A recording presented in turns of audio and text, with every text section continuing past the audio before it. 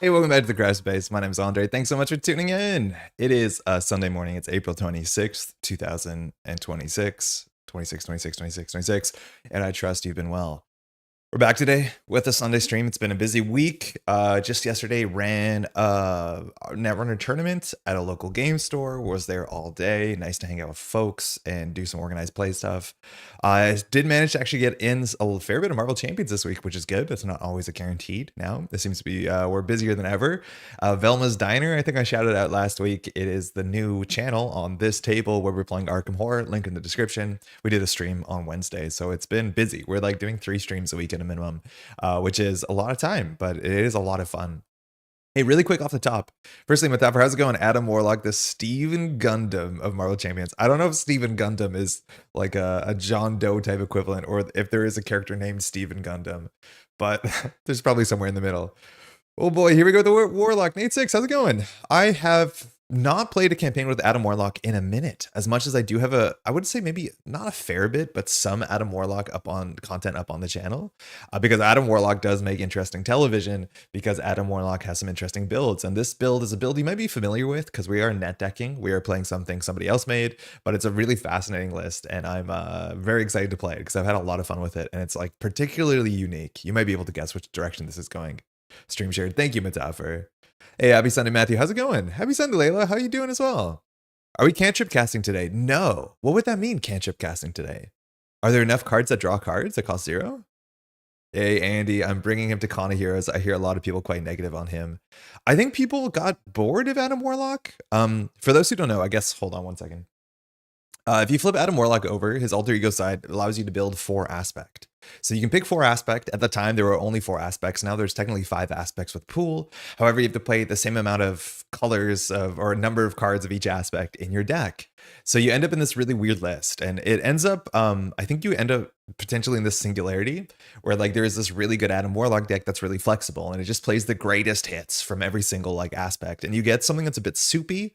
It's a bit hard to play, but a bit interesting to play, because Adam Warlock has an ability to grab any card from his discard pile, so you have a fair bit of flexibility, which I think I like a heck of a lot. Adam Warlock also lets you to do stunt builds, and I like stunt builds a fair bit. We have a video on this channel where we play an Adam Warlock deck where every card we added to our deck costs 0, and we play the cheapest 0 cost deck, which turned out to be actually really quite good. And it's mostly because all those 0 cost cards usually give you 2 value, and if you spend 1 card for 2 value in this game, on most board states, that's really good. That's exactly what you expect, so that's kind of fantastic. We're doing a bit of a different, weird, cheesy build like this, but it's like one of the cool things about Adam Warlock is that Adam Warlock allows you to build weird things nobody else can do, and I think this is a really good way to show off why Adam Warlock is as cool as Adam Warlock can be. I think people might not like his ability on the hero side. I don't know if they find these sort of actions to be like significant enough for spending a card, but once you are set up, you're drawing cards when you do it, so you usually go card positive. Forgive me, stunt build? Yeah, stunt builds are like this sort of, you know, I'm gonna do something, gonna go out of my way to do something weird on purpose, like the 0 cost deck, right? Like that sort of idea. I would call that a stunt build. It's not necessarily the thing that you need to do, but it's a fun thing you can do. Because deck building can be tedious. Also, some hate discarding cards and missing out on cards to play. I don't get that. It's like discarding cards usually in Adam Warlock makes you draw cards when you're set up with your 2 upgrades. And like throwing out a card to deal 2 damage, generally in this game, a card just does 2 damage for just that card. That is good. That's on rate. You're generally in Marvel Champions trying to look for spending 1 card for 2 value, right? Like a 1 cost event needs to do 4 damage or 4 thwart for it to be as good as this ability, let alone the fact that this ability only costs 1 card makes it even better, because there's a lot of hands where you can have 1 card left over. I don't get it. Discarding cards to do things is actually really good. The problem is like the leadership ability is not amazing unless you have a lot of readies, which Adam Warlock does. So that does make it 2 value once you are set up with your, your cape. The protection one is okay. Healing is technically a bit more expensive, and it can keep allies around for longer. But yeah, 2 threat or 2 damage for a card is actually like really quite good. Use the term cute. Oh yeah, cute's fine too. Yeah, 0 cost singletons and only cheap draw spells. Oh yeah, cool. Yeah, the 0 cost deck was really fun. He also introduced me. Oh, sorry, excuse me. Steven Gundam is the MTG player who packed my groceries one day and mentioned he played Marvel Champions, but only played Adam Warlock because he plays a commander deck. He also introduced me to Gundam TCG, so I dubbed him Steven Gundam every time I see him. His real name is Greg. Oh, that's really cool. How did it come up when packing groceries? That's really wild. Adam Warlock loves Plan B and Mystic traded cards. Plus, being able to draw 2 cards per turn is pretty good. Yeah, going 2 cards up a turn. And yeah, the Mystic Synergy cards are absurdly good. Yo, HFT, how's it going? Morning Crash Base. Congratulations on your performance last night or yesterday. Netrunner was running a big online, what do they call it? District Championship. Hotel Foxtrot ended up in top 8, if maybe not even top 4, but top 8 in a really competitive field. Fantastic. Really well done. I don't think I got to see any of your games because I dropped into the top cut and watched the VOD. And I don't think we watched. No, we did. We saw the game where you got knocked out in the top cut, which was not a very long game, unfortunately. Yeah. Cool. One thing I want to say, because I was at a Netrunner event yesterday. I was at a local game store. I found this in the clearance bin. It's Miss Marvel. Price tag is $19.99. I got this for $5 Canadian. I bought it because I thought somebody might want this. If you are missing Miss Marvel, if this is something that is useful to you, and by that I don't mean you want to like scalp this on eBay to make money, but if you're looking for Miss Marvel, which has been out of print for a long time, reach out in the comments. If multiple people reach out, but I'm totally fine shipping this to you for cost. I don't need to make money off of this. I just saw this for $5 and I thought somebody might want this. So let me know if you want this because it's Miss Marvel. Miss Marvel is really cool. And this was in print in like 2021, maybe. This is pretty old. Anyways, yeah, it's Miss Marvel. She's great. But they had one copy in a clearance bin that I was rifling through. So that's good. It's pretty happy to finish 3rd in that field. But yeah, the last game was rough. Yeah, the last game was rough. I think you hit the moon pool and you could have considered trashing it. And then it was like just the absolute nuts on the table. So that's not great. Recently saw Adam Warlock pull off all the weight in multiplayer game. Hey, Gathar, how's it going? I'm assuming Adam Warlock is pretty good in multiplayer. Most of my Adam Warlock gameplay is when playing through this campaign, which is the Mad Titan Shadow campaign, the one with Thanos in it. And I played with my partner and I played Adam Warlock and she played Spectrum. And I think maybe one of the big reasons why Adam Warlock is a bit maligned is that Spectrum and Adam Warlock are like, I would say no one's favorite hero. And in terms of like having marquee heroes to sell a box, they weren't it, right? Like they clearly weren't it. I don't think people are rushing out to buy Adam Warlock and Spectrum box. And I do think that kind of, mired the conversation. We'll see. With his Mythic Sense out, being able to use his ability and draw 2 cards for +1 card is nuts. It's really, really good. It's really good. Okay. So let's talk about this deck really quickly. So I tried to build this deck and then I kind of stumbled upon something really cool. So as we mentioned before, Adam Warlock is fascinating because Adam Warlock has the ability, or in fact is kind of forced to play 4 aspects. If you're going to play any aspects, you have to play 4 different ones. And so one of the things that came out in this last cycle, as much as we didn't get 4 of them, we got 3 of them, are these cards, the conditioning cards, right? So we have 2 of them cost 3. We have 1 of them that costs 2. Aggressive conditioning, heroic conditioning, and then defensive conditioning. And these cards are, I would say, like, there's always a conversation about these cards and when it comes with the word power creep, because these cards are basically a combination of 2 existing cards. You always have endurance, which is a 3 health card for 1 that's basic so everyone can play it. And then in every aspect you had cards like that, like combat training, which was a 2 cost card that gives you +1 attack. This is basically those 2 cards put together in a single card. Aggressive conditioning is literally add those 2 cards, add their cost. That's what they do. And so the question is this considered power creep? Is this really bad for the game? And I'd argue, no, this is actually kind of okay. When it comes to aggressive conditioning and heroic conditioning, I'll be honest, I think heroic conditioning is the one I probably play the least, which is weird because getting yourself up to 2 or 3 thwart in solo is actually really good. But I just want to highlight one thing. The difference between playing a 3 cost card and playing a 2 cost card is absurd. It's not just 1 cost. It is academically 1 cost, but it is so much easier to find the time to put a combat training on the table and later on put an endurance on the table, as opposed to spending most of your hand, if not an almost nearly entire of your hand, to play aggressive conditioning. Health is good. Mind you, health is good. It gives you a little bit of extra reach, so you don't have to be ally chump blocking all the time. So like in theory, everything this card does is good, but I'd argue that the cards that it is combining were not auto includes, and this is sometimes also not the right thing you want to be playing. I think there's a couple decks, and I'm surprised to say this because I did not think I would say this. There's a couple decks where I'd actually rather play what's it called? What's the armor called? The defense one that gives you +1 block. Armored Vest, is that it? Yeah, there are a bunch of decks in the last year where I've rather played Armored Vest than Defensive Conditioning. And because those are decks where you're really good at blocking, and paying the premium to get +3 health is not worth it. When at the end of the day, you only need +1 defense because you're a perfect block deck. So I think these cards are actually really, really fascinating. I don't mind them at all, and I think they're really interesting. But as you might notice, we're uniquely one of the only heroes, if not the only hero, that can play all of them.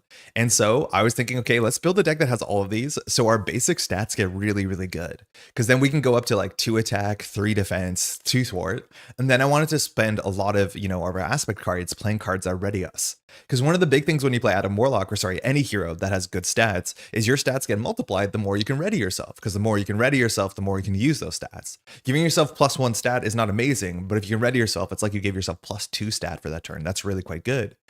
So I started building the deck and putting in a bunch of cheap readies and stuff like that.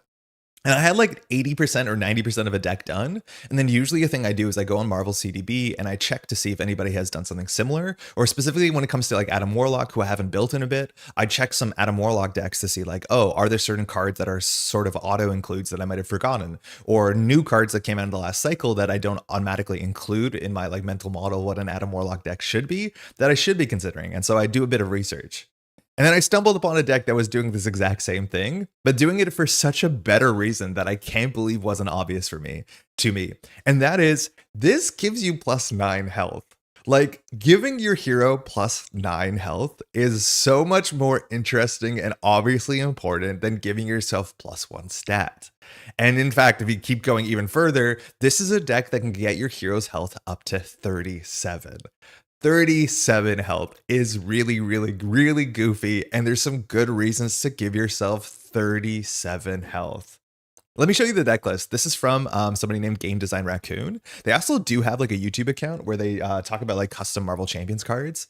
But this is the list that I found. We're going to make small changes to it, but it was also a list that looked really strange at first. And then I realized why some of the inclusions were in there. And there's a bunch of like synergistic packages that are really good. Because once you realize you have 37 health, you realize you can use health as a resource pretty aggressively, let alone you want to be able to do things like discard through your deck aggressively, deck out aggressively, and those are for reasons that we'll talk about. So just about entirely the deck that we're playing is actually this deck. I pivoted off of it, realizing there's no good reason to increase our stats when we can increase our health by that much more. And it's actually so much more interesting because we've never seen a hero with that much health, but we have seen heroes that have had functionally, those many stats, which is pretty wild. So there's a lot of cool stuff going on. We'll break through it. My overlay seems to be stuck up, so this screen is just here. So I'm going to take a sip of coffee and try and drink it before we spill it and catch up on chat. This deck is cracked. This deck is so interesting. That MTS box was sold because of Thanos. No one is running out to buy Spectrum or Adam Warlock. It's what FFG does. Puts the D-list heroes in the expansion. The hero packs are the cheddar. I mean, like, you're totally right. It's like not like they put Wolverine in the Next Evolution box or Mutant Genesis box, excuse me. But like people do like Colossus and Shadowcat. Like people do want to play Cable. Like Cable did sell boxes, if you ask me. So I don't know. You're like not wrong, but like that box I think was the biggest disconnect between like the heroes that people didn't care about as much. I don't know. Maybe Hawkeye doesn't sell boxes. It sells boxes for me, that's for sure. Cool. My hot take is that Adam Warlock has the worst art in the game. Oh, there's no shot. Worst art in the game? I assume you're running Save the Day and Go Down Swinging with Allies. I am not. That was what we were looking at before when we were readying ourselves, but those cards got cut.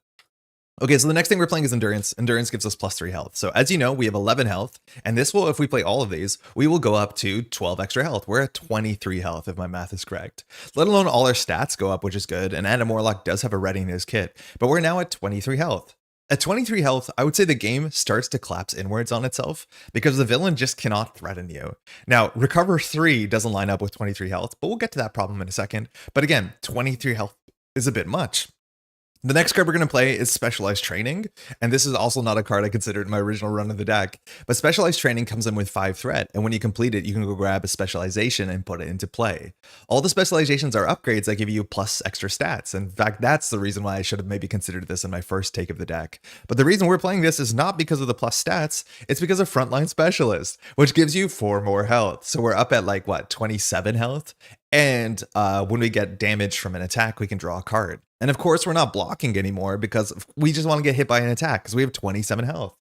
Now, the next card, and this is the last way we can gain health, and I'll be honest, I have almost never played this card besides this week, is Symbiote Suit. This is a card that is like pretty, I don't know, people have their own opinions on it. Some people don't play it at all. I've never played this card before. It's really expensive at 4 cost. The Symbiote Suit gives you +1 to each of your basic stats, so our stats do go heavily up. It is something I should have considered in a previous version of the deck. But it gives us +1 hand size. Oh, I totally forgot it gives you +1 hand size. I've been playing this all week not thinking it gives you +1 hand size. That's incredible. That's really good to know. But it also gives you +10 hit points. That means we're at 37 health. And again, drawing an extra encounter card because this has a hazard on it is obviously not good.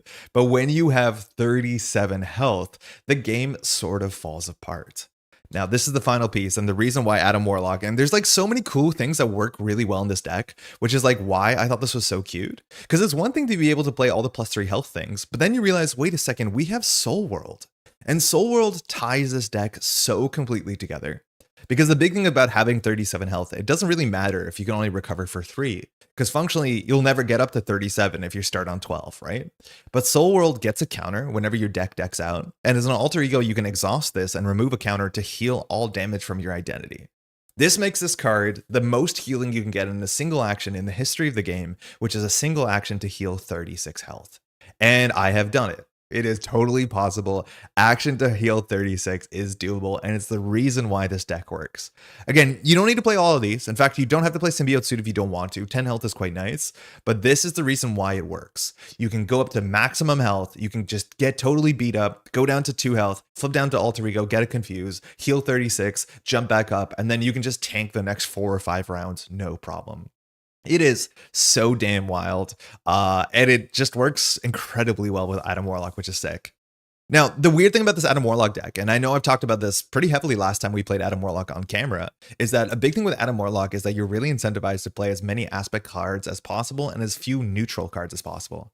This deck doesn't really care. In fact, it only plays 4 of every aspect card, so we only have 4 protection cards, 4 aggression cards, and it plays a lot of neutral cards, more than I'm comfortable with. But from what I've found out in this deck, it doesn't really matter. It's not a massive downside, and that's because a lot of our power does not come from the sort of like card synergy, but discarding cards and hitting the right colors, but more so because 37 health is an absurd number. And speaking of 37 health, there's, again, more and more things that suddenly just make sense. Clarity Purpose is a really good card. It is a cheap leadership card, and it just says you take a damage to generate a wild resource, which is pretty good, let alone when you have 37 health.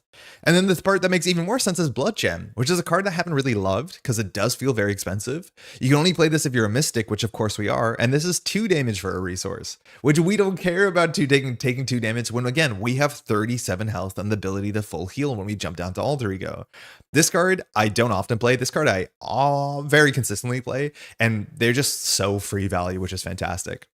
We also now can play all these cards that are good when somebody attacks us. Toe-to-toe says choose an enemy. The enemy attacks you, deal 5 damage to that enemy, which again, when we have 37 health is not much of a downside. It's a 1 for 5, which is really quite good. In fact, this is very quite good. A lot of the cards this is a card that's actually over curve. And of course, the reason is the cost is expensive. I actually appreciate this card a bit more because I didn't realize you could use it on minions. And when a minion attacks you for 2 and you do 5 damage back, on a lot of board states, that's actually a pretty reasonable trade. So I like this card a lot. Our last aggression card, I think, is Counterattack. And I do want to say that this is probably the worst card in the deck. It's really difficult to find a card that actually fits the slot better because you want something cheap. Maybe it should be an ally. This card just says after you take damage from an enemy attack, deal damage back. And that's abstractly good because we're not blocking, so we're always taking damage from attacks. But this card is usually like a delayed 1 for 4, 1 for 5, which is not bad. It just like doesn't really synergize amazingly with the rest of our kit. I don't know. I don't like this. I could say you could swap this in for something. Now, all these ideas are just really well thought out. Dauntless is fantastic because we should be over 11 health for most of the game, so we just get the cheapest Retaliate in the world. Taunt is really good. Taunt is, just draw 3 cards after getting attacked. We don't mind getting attacked for obvious reasons. Hear that 37 number one more time. And this will also fire our Frontlines training and all the other stuff, Dauntless, all the other value we have on top of that. Now, when this deck was posted, the Game Design Raccoon was talking about how good Rogue is. And the problem is Rogue is not as good as Game Design Raccoon thought because Rogue specifically can steal your stats, but can only steal your printed stats. In theory, we can have up to like 3 attack, right? We can go up to 3 thwart. And so Rogue can hit for 5, thwart for 5. The problem is, again, it was missed that it is printed stats. So Rogue will never gain more than 1. That being said, she's still good in the deck because she has 3 health and she'll attack and thwart for 3, which is pretty good for 4 cost. And we don't care about the incidental damage she does to us because, again, 37 is a big number. So it's not as amazing, and you could swap this out for something, but I haven't actually minded Rogue, and her deck has a strong enough economy to be able to play this consistently. Call for Aid. Our deck has, like some decks that do this, literally no Avenger allies. When we play Call for Aid, we just deck out. Same thing with Caliban. Caliban is no different, and Caliban is a weird card that I didn't really like before. And I'll be honest, probably could swap this out. I almost never play Caliban. Caliban has reasonable stats for 3 costs, but after Caliban enters play, you can choose to discard from your deck until you hit an X Factor, X Force, or X-Men. So this will also make us deck out. Now, why decking out is not bad is because it gives us a counter on Soul World, and as soon as we get a counter on Soul World, we can jump down and heal 36, which is important. It also means that we can play some of the discard synergy, which if we've last played on this channel, somewhat recently, if I'm not mistaken, played Domino, we have 1 copy of Digging Deep, which means every time we rip through our deck, if this is not in our discard pile, that's +1 resource. And then White Fox, as much as these are basic cards, is a free ally.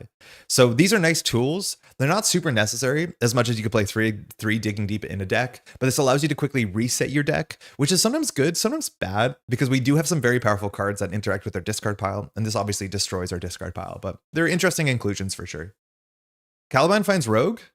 Oh, you're right. Caliban can find Rogue. I totally forgot about that. Yeah, if Rogue is there, I guess he can grab Rogue. That's not bad. Yeah, half the time it'll grab Rogue, half the time it'll whiff. Yeah, I don't know why that should have been obvious, let's be honest. All right, next we have Summoning Spell. This card's mixed. I honestly don't love playing it. In Adam Warlock's deck, the pre-constructed deck he came with, we had 1 of each of these Mystic cards. We're playing all of them besides the Protection one because we don't care about taking damage. And Summoning Spell is like, I don't know, it's okay. Some turns you have extra resources in hand. This discards cards from the top of your deck until you discard an ally and you put that ally into play under your control. We have some really good hits, right? Like we're playing, of course, Nick Fury and Prof X, which I don't think I've ever played both of these cards in an Adam Warlock deck on the basis that we want to be playing as few basic cards as possible. But in this deck, they've seemed totally fine. And if you hit them, that's really quite good. The issue with Summoning Spell is that it can hit like White Fox, which sucks. It can hit Caliban, which doesn't feel amazing. It can hit Pip the Troll, which is one of our unique cards that like I don't care about this card that much in this deck. And so that feels really bad. So you just want to figure out what cards are left in your deck if you want to play the Summoning Spell, because it is just, you know, kind of full random at that point. And some of your hits are way better than some of your other hits. When I play Adam, I include high cost value allies and love Summoning Spell. Yeah, you can build a whole deck around it. The problem is like Pip is always there, and Pip is just such a not a great summoning spell target, specifically when we have that much health. Magic Attack. I don't know why this is down here. Oh, I guess because the cards I was showing above are cards that interact positively with having 37 health. Magic Attack is just the good Mystic spell that can do 5 damage guaranteed by ripping 5 cards off of our deck, which with Digging Deep and White Fox is great. All right, our Justice cards, they're relatively straightforward. Now, we want to be able to jump down to heal. So we have the new Battlefield Benevolence, which is heal 2 damage, confuse that enemy, which is good. We have Think Fast, which the cost of taking 1 damage isn't a big deal. And we can only play this if you're a Guardian. Uniquely, we are. Take 1 damage, confuse the villain. And then Zone of Silence is just a pretty good card. It's just 1 for 4 threat, as much as you have to discard 4 cards off of your deck, which is usually an upside for a couple reasons. All right, then we have all the Mystic support stuff, and we have 1 copy of the Sorcerer Supreme, which is the most you can play. This card, only play if you're Mystic. It has +1 hand size as a hero. Very, very absurdly good. It just makes you a 6-size hero, which is one of the big reasons why Mystics are very good in this game. The second reason is Spiritual Meditation, and Spiritual Meditation is spiritual. It's just a really good card. This is the sort of what is called a cantrip effect. It's a 0-cost card that says draw 2 cards, choose and discard a card from your hand. It doesn't have to be one of the cards you drew. It can be anything. So when you play this card, it replaces itself by your choice of the next 2 cards, which means it's almost always very, very playable because it just gets you through your deck. The only downside from this is when you deck out, sometimes you can have some awkward timing. But yeah, it's very, very good. Now, the original list from Raccoon only has 1 copy of this, and I don't totally understand it. I find these cards like kind of cantrip cards. And one of the downsides of this deck from my testing is because we only have 4 justice cards, 4 aggression cards, 4 leadership cards. There are a bunch of turns where we just cannot find a card in our hand to fire Adam Warlock's Battle Mage ability, which means we don't draw 2 cards. And I'll talk about that in a second. So I actually really like the Spiritual Meditation just as a way to filter through our hand to make sure we can find the 1 color card every turn. That seemed really, really good. The downside again for playing too many basic cards is any of our cards that rip cards off the top of our deck looking for aspect cards, these will whiff them, but I don't think that's a big cost. So for science, what we're going to do is we're going to play the other version of Spiritual Meditation, and I'm going to add 2 X-Men copies. And so we can actually track whether these were worth adding or whether they're just going to make us fail our discard synergy stuff. So far for my testing, I've really appreciated them. These are just cantrip cards. They feel like they are almost slotless in a deck. And notably, this deck is actually at this point now 47 cards. It's much bigger than most decks. And once you are set up, because our deck has so many upgrades, your deck is actually incredibly thin and you deck out incredibly aggressively. So there is some upside to having a slightly more gas in your tank before you cycle out. But we're going to play these 2 and keep in mind that these are the ones that we added. This is the one that was in the original deck list. We'll see how that works out. Okay, the cards in Adam Warlock that do Adam Warlock things. Firstly, Mystic Senses. This card's absurdly good. This says, and you have 2 of them, after you resolve Adam Warlock's Battle Mage ability, draw a card. Now, notably, this doesn't exhaust, but you can only use Battle Mage once per turn, but it means it's less soft to upgrade exhaust treacheries, which is nice. This means we can trade 1 card either into another card, which is fine. That putting yourself forward gives you more options. But once you have both of these down, when we use Adam Warlock's ability, we trade a card for 2 cards. It's so good. I don't know why people don't like discarding cards in Adam Warlock. It's kind of the best. We also have Warlock's Cape, which I don't think gives us aerial, but it just says after we use the Battle Mage ability ready Adam Warlock, and our base stats should be good because we're playing all the conditionings. And finally, we have Karmic Staff, which just gives us a wild resource. It's boring, but it's good. We have a lot of resource generators in this deck, more than most for sure. Doesn't his alter ego stop you from running multiples? Only if it's an aspect card, if I'm not mistaken. So his alter ego says that during deck building, your deck must include all equal number of cards and more than 1 copy of non-Adam Warlock. Oh, let me just take these out. I thought that was only for aspect cards. You're right. So we literally can't. That makes so much more sense. Because like I really like Raccoon's deck building. And I'm like, I don't know why you're not playing 2 more of these. Thank you. Good chat. Good catch, Katurian. For sure. Mystic is the strongest subtype. I think it's between Mystic and Psychic. It could be Mystic because Mystic's cards are just like super playable. Psychic has more like payoff that is attached to aspects, so you can't play all of them in the same deck, and all the Mystic cards are basic, so it might be true. Okay, neat. Very good to know. All right, Cosmic Ward. Speaking about playing it wrong, I played this wrong on stream last time because I didn't realize this was a forced interrupt. This card's very good and actually might be even better because we're trying to get a hazard icon so that we draw extra encounter cards, and this just cancels the when revealed on a treachery. Now, let me know if this is not the case, but if you have 2 of them on the table and you reveal a treachery, do they both pop? I'm assuming you only pop the first one on the basis that you've canceled the when revealed, so you can't cancel something you've already canceled. But I love to have one on the table all the time. As much as you don't decide when to use it, you have to use it immediately. But this card's really quite good. Now, these are the reasons why we don't want to play as many neutral cards as possible. Karmic Blast is a 2 for 4, which is okay. But then we have to discard up to 4 cards from our deck. And for each card discarded that is from one of our aspects, it does an extra damage. So usually this is a 2 for 5, which is totally doable. 2 for 6 if you're lucky or good. And that is enough to destroy any mid-range to big minions, which is fantastic. Now, we only have 2 copies of Cosmic Awareness. This is 2 for 3 threat, which just feels a bit worse, but this can go up to 2 for 7 if you're incredibly lucky. This is usually a 2 for 5, which when it comes to solo play, it will clear most side schemes, which is fantastic. We only have 2 of these. Now, this card actually like a heck of a lot is Quantum Magic, and this is what makes Adam Warlock feel so toolboxy and so like skill intensive. This is a 1-cost spell that just says choose a card in your discard pile to add it to your hand. And so you have so much flexibility, whether you're just getting a card to do battle mage nonsense with, or whether you're getting an encounter card cancel or the last part of your conditioning. You have so many ways to use this.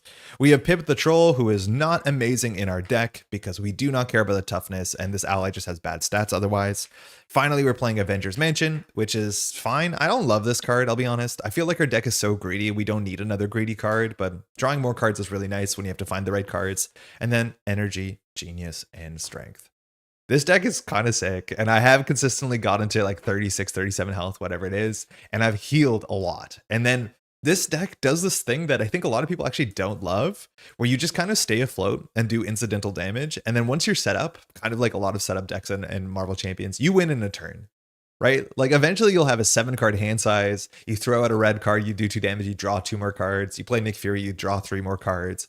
Like, yeah, it is very, very explosive once you're set up, and you can just like entirely one-shot entire stages, which is great. Cosmic Wires fire 1 at a time. Fantastic. I'm so annoyed that the Adam Warlock hero can't get aerial, but his leadership ally is in fact aerial. Yeah, it's weird. Like Adam Warlock very much can fly through space, is an aerial, has a cape that I do not know if it allows him to fly, but yeah, very weird. Yeah, guess a bit of a commander deck this one, huh? So today what we're going to do is we're going to play against Ebony Maw, which is an encounter set that came from the same box. So these two have matched up against each other. I was considering playing against Thanos, but I don't honestly like playing against Thanos that much. It's a bit of a grind. And then I think instead we'll just jump to Hela and then see how we're doing on time, because Hela is a heck of a lot of fun and Ebony Maw will be like a bit of our training ground. As much as Ebony Maw can just win, I have lost more to Ebony Maw than I'd like to admit. That's mostly it. Let's get this set up. But yeah, of course, always deck list in the description. Specifically, this is not a deck that I've built, but I'm happy I stumbled upon this. It actually is like pretty well known, seemingly, on Marvel CDB. It was published about 2 months ago, I think. So there's a chance that you've already seen this, but that doesn't mean that it's not worth playing because it's a ton of fun.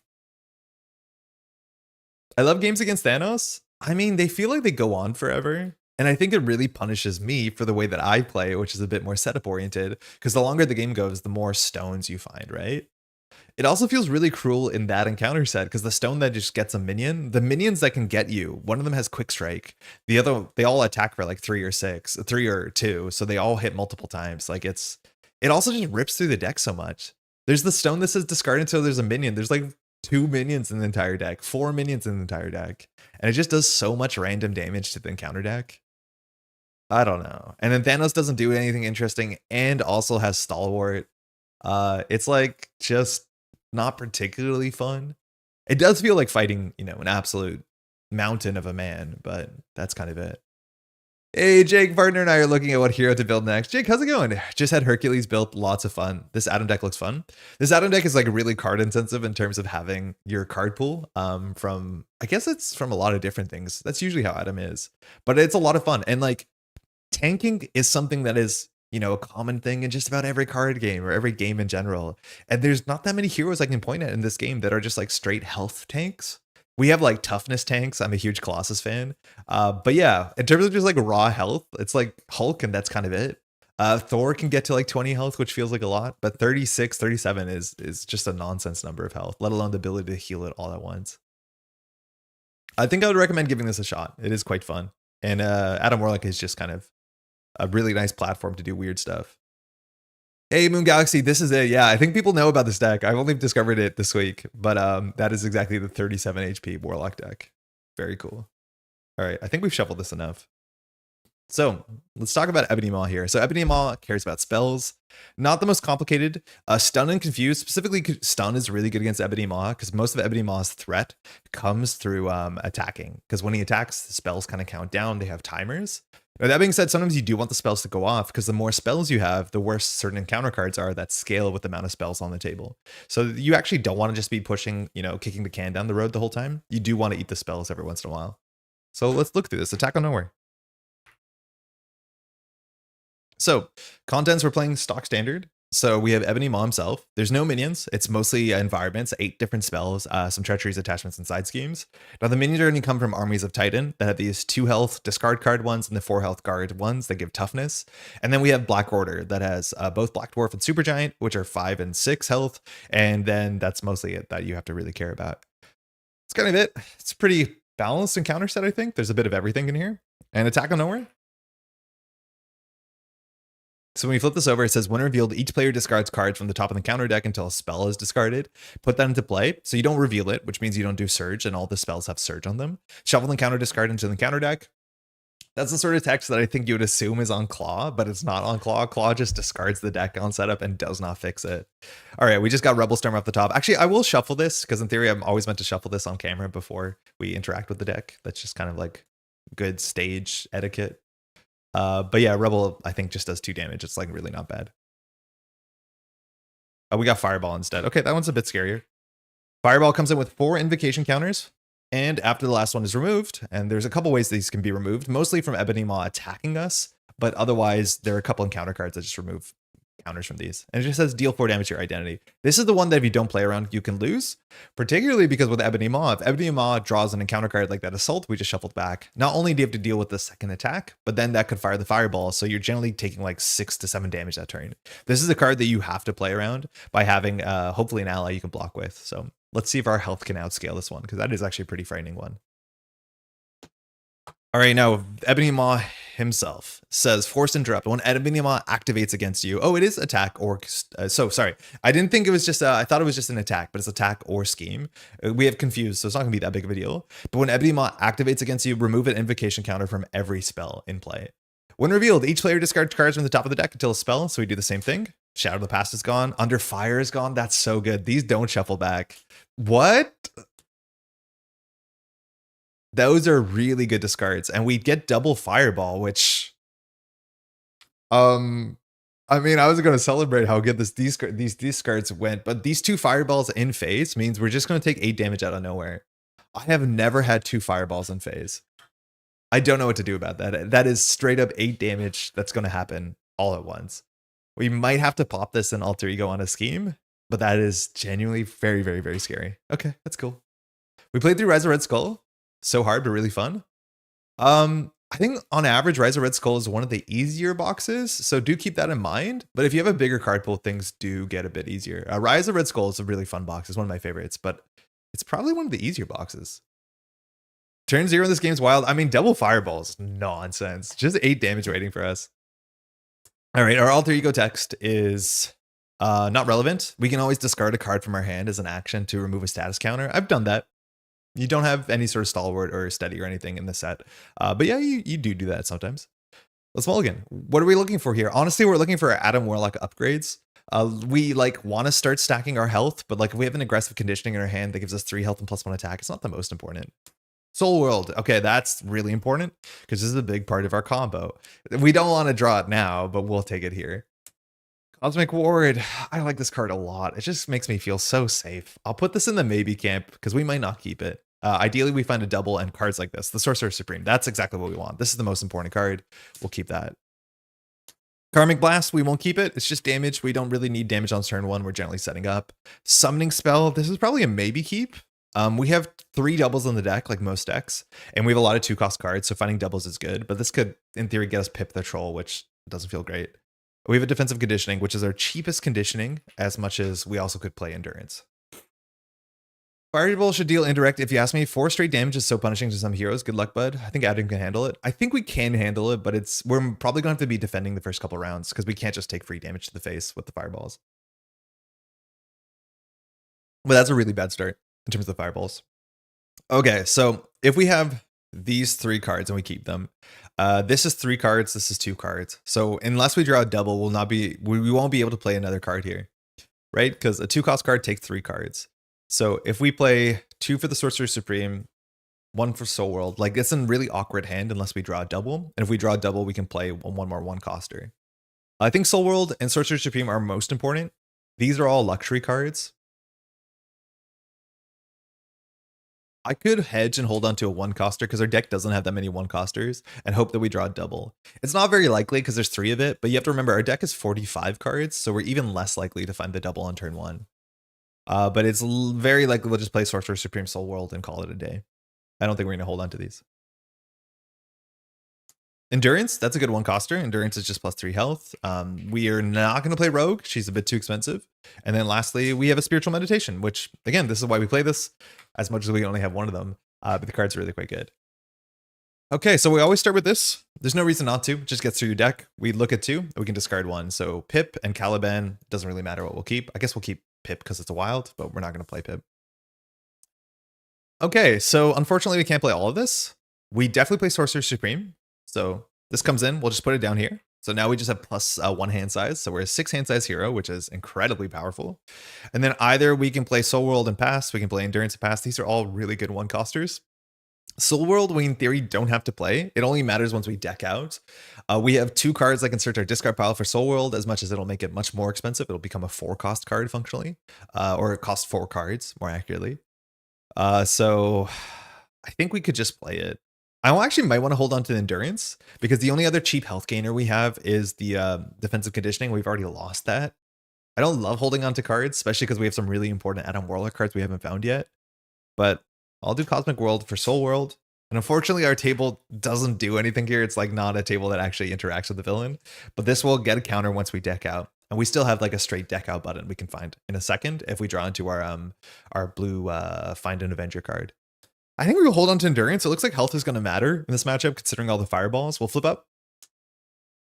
We can attack for 1 or thwart for 1. Attacking for 1 doesn't really matter. It actually only slightly matters because we have the confused card that requires us to do 2 damage or heal 2 damage. The benevolent, whatever it's called. I don't know the name. We'll find it when it comes up. But this only has 6 threat to advance as much as there's a second scheme. So we'll just thwart for 1. We'll pass. I'll hold on to the endurance. It might be wrong, but we'll try holding on to it. Now we get to draw 5 more cards. White Fox, hate to draw that. She's never worth playing, largely, unless you can get her for free. This is one of the most important cards, and notice in that hand, like, we didn't consider firing our hero's text, and that's because the only card we had in our hand that we could fire it with was Caliban, which maybe was better than Pip, because we wasted a card there. We could have thwarted for 2. That didn't really matter. Or this one, which, with our hero text, just heals an ally, which we literally cannot do. So this deck is not very good at producing ways you can fire your Battle Mage. You have to think about it a bit more, but this does make the Battle Mage a fair bit better. Energy, that's a double, that's great. We can play Mystic Senses. We have a Cosmic Ward we can play, and that's the one that we wanted, Battlefield Benevolence. So unfortunately, we actually can't fire this card because we didn't attack Ebony Maw. Because we didn't attack Ebony Maw, we won't be able to heal Ebony Maw this turn. All right, this goes to 1. The villain is going to be attacking us for 2 in a card, and as an interrupt, these come down. So this could be up to 5 damage. Again, that's why this is so terrifying. We only defend for 2. We're not going to do much with our basic activation, so defending for 2 is like recovering for 2, which in theory when we jump down we recover for 3, but can we jump down is the bigger question. The Battlefield Benevolence will just clean this threat up, which is nice, and then replace itself because we're going to play our Mystic Senses, which leaves us with these cards so we can play Endurance and Cosmic Ward, which is fantastic. So that's actually not bad at all. Cool thing too is that when this is a no threat, jumping down is not that bad. Because unless Ebony draws a 3 boost, we'll be able to cancel the encounter card. And if the encounter card is an advance or puts threat, if it's a treachery, we'll be able to make sure we don't. It's like soft confuse. We won't advance, which is good. I think we'll block. I'm scared about these fireballs. So 2. Boost. That's what I was worried about. There's cards that make you discard cards from hand. So we're not going to take any damage, but we have to discard a random card from our hand. So this ranges from disastrous to annoying. Because no matter what, now we can't play every card that we wanted to. And if we lose the energy, the Mystic Senses, or the Cosmic Ward, we'll be pretty upset. So we roll a d6, 1 on left. It's bad. That hurts. That's like losing 2 cards in this hand. And that's it. Agent of Thanos. When revealed, deal 1 damage to your hero for each spell environment in play. Okay. Down to 9. I don't know how we don't die to double fireball. That's so bad. Should you have kept Pip for his interrupt? I don't think so. I'm not convinced that spending 3 resources on toughness Pip is that good, let alone losing a hand size. Because like it blocks, Ebony Maw's attack isn't the worst. Like 2 in an encounter card is fine. It's this fact that we're going to probably defend on turn 1 because there's nothing else we have to do. I don't know. It's like Pip is okay. The cool thing about Pip though is like when you use Pip's text, I don't think he exhausts, right? Oh no, you still have to exhaust Pip. Who am I thinking about? I'm thinking of Colossus. Like, I just don't think Pip is that good. You also can whiff on the resources themselves. Oh, I did spill coffee already today. Oh, that's good. But if you like whiff on the Pip resources and Pip becomes useless, it's like even way worse. Okay. This hand got so much worse off the random discard. So what are we doing here? I think we're going to do 1, 2 for Mystic Senses. So Mystic Senses now says when we use our Battle Mage, we can do our text. We can draw a card. So I'm going to Battlefield Benevolence attack on nowhere. And so because we're throwing out Justice card, we can remove up to 2 threat. So we'll remove 2 threat, and then we'll use our Mystic Senses to draw a card. It's a Think Fast. That's interesting because we can play Think Fast to jump down to Alter Ego and get the Confuse. There's only 2 Confuse cards in our deck. Oh, sorry, 3 because we have Prof X. So we've seen both of them. So if we want to play Endurance, we get more health, and more health is probably important in the grand scheme of things. Otherwise, we can take 1 damage and get it confused, which allows us to jump down and recover 3 next turn. So they're kind of equivalent. The thing is, like, we're getting 3 health no matter what. Sorry, that's what I don't want to say here. Yeah, either we're recovering 3 or we're getting 3 extra health, so it's kind of the same. I don't actually know. This is an interesting choice of what we want to play here. Think Fast is deal 1 damage to yourself, confuse, and then we can jump down. Ebony Maw won't do anything besides get an encounter card. Endurance, though, gives us 3 extra health, putting us on 12. Ebony Maw will attack us. I think with Prof X coming up, I'm going to play the Endurance here and just get ready for health maxing. Especially because we're going to be able to deck out sooner than later with our Call for Aid card. So we'll recover 3. Functionally, we're at 12 health. Our max health is 14. We're going to have to beat the Fireball somehow. Let's do it by just having big numbers. Place him in other players' areas often. Sometimes folks take my Pip home by mistake. I should consider proxy for the con. Oh, you can put Pip under anyone? Sorry, not you, Pip. The less cute Pip. Injured when a player is attacked. Oh, that's super cool. That's something I don't appreciate playing solo. You need to have coffee spill counter. Like, if it works. It's X day since last spill. I wouldn't even say spill. I would say disaster. That was really bad last week. All right, Karmic Blast is just damage. Warlock's Cape is not that important. This is the sort of card that gets better the more you get your stats up. Our stats are not up yet. Karmic Staff is worth playing. It's just a cheap resource generator, super, super valuable. It's also resource, not hero resource. And that's actually a really good thing about Blood Gem when it shows up, is that while Clarity of Purpose is only a hero resource, Blood Gem is a resource. So when you're in Alter Ego, you can use this to take 2 damage to play a card and then heal yourself with Soul World, which is a cool interaction. We have Nicholas is here. Heroic Conditioning. Again, these cards are quite expensive, but 3 health is not bad. And we have a Zone of Silence, which is our discard up to 4 cards to remove up to 4 threat, which is fine. All right, goes to 1. Ebony Maw is attacking us. We are going to take... Are we going to take damage here? Our activation doesn't really do anything. Our Battlefield Benevolence is in the bin, so 2 damage is not something we care about. I think we will defend for 2 here. 1, 2. Just 2 damage on Assault. Take nothing. Encounter card. Landing Craft. Okay. So this is a little scheme with a little bit of threat, a little bit of acceleration. And when you defeat this, you discard and then don't reveal. You put into play an enemy. And so that means if you get one of the Outriders, you don't discard a card, which is nice. This is like a really awkward, I wouldn't say a 50-50 at this point. It's more like a 60-40. But some of the minions you can get are like really big. Like, what's her name? You get the big lady with Quick Strike and the big guy that hits for 3. Or you get a little Outrider or a little Army of Titan guy. So kind of a 50-50 on that one. Firebolts fill me with more impending dread than the scheme does. I mean, yes, like it's so bad. We're lucky that we lost an assault, but next turn Ebony Maw can attack us. Then we draw an encounter card that says Ebony Maw attacks us and we take 8 damage all at once. Like it will just kill us. Like there's no way around it. We will just die. Very, very frightening.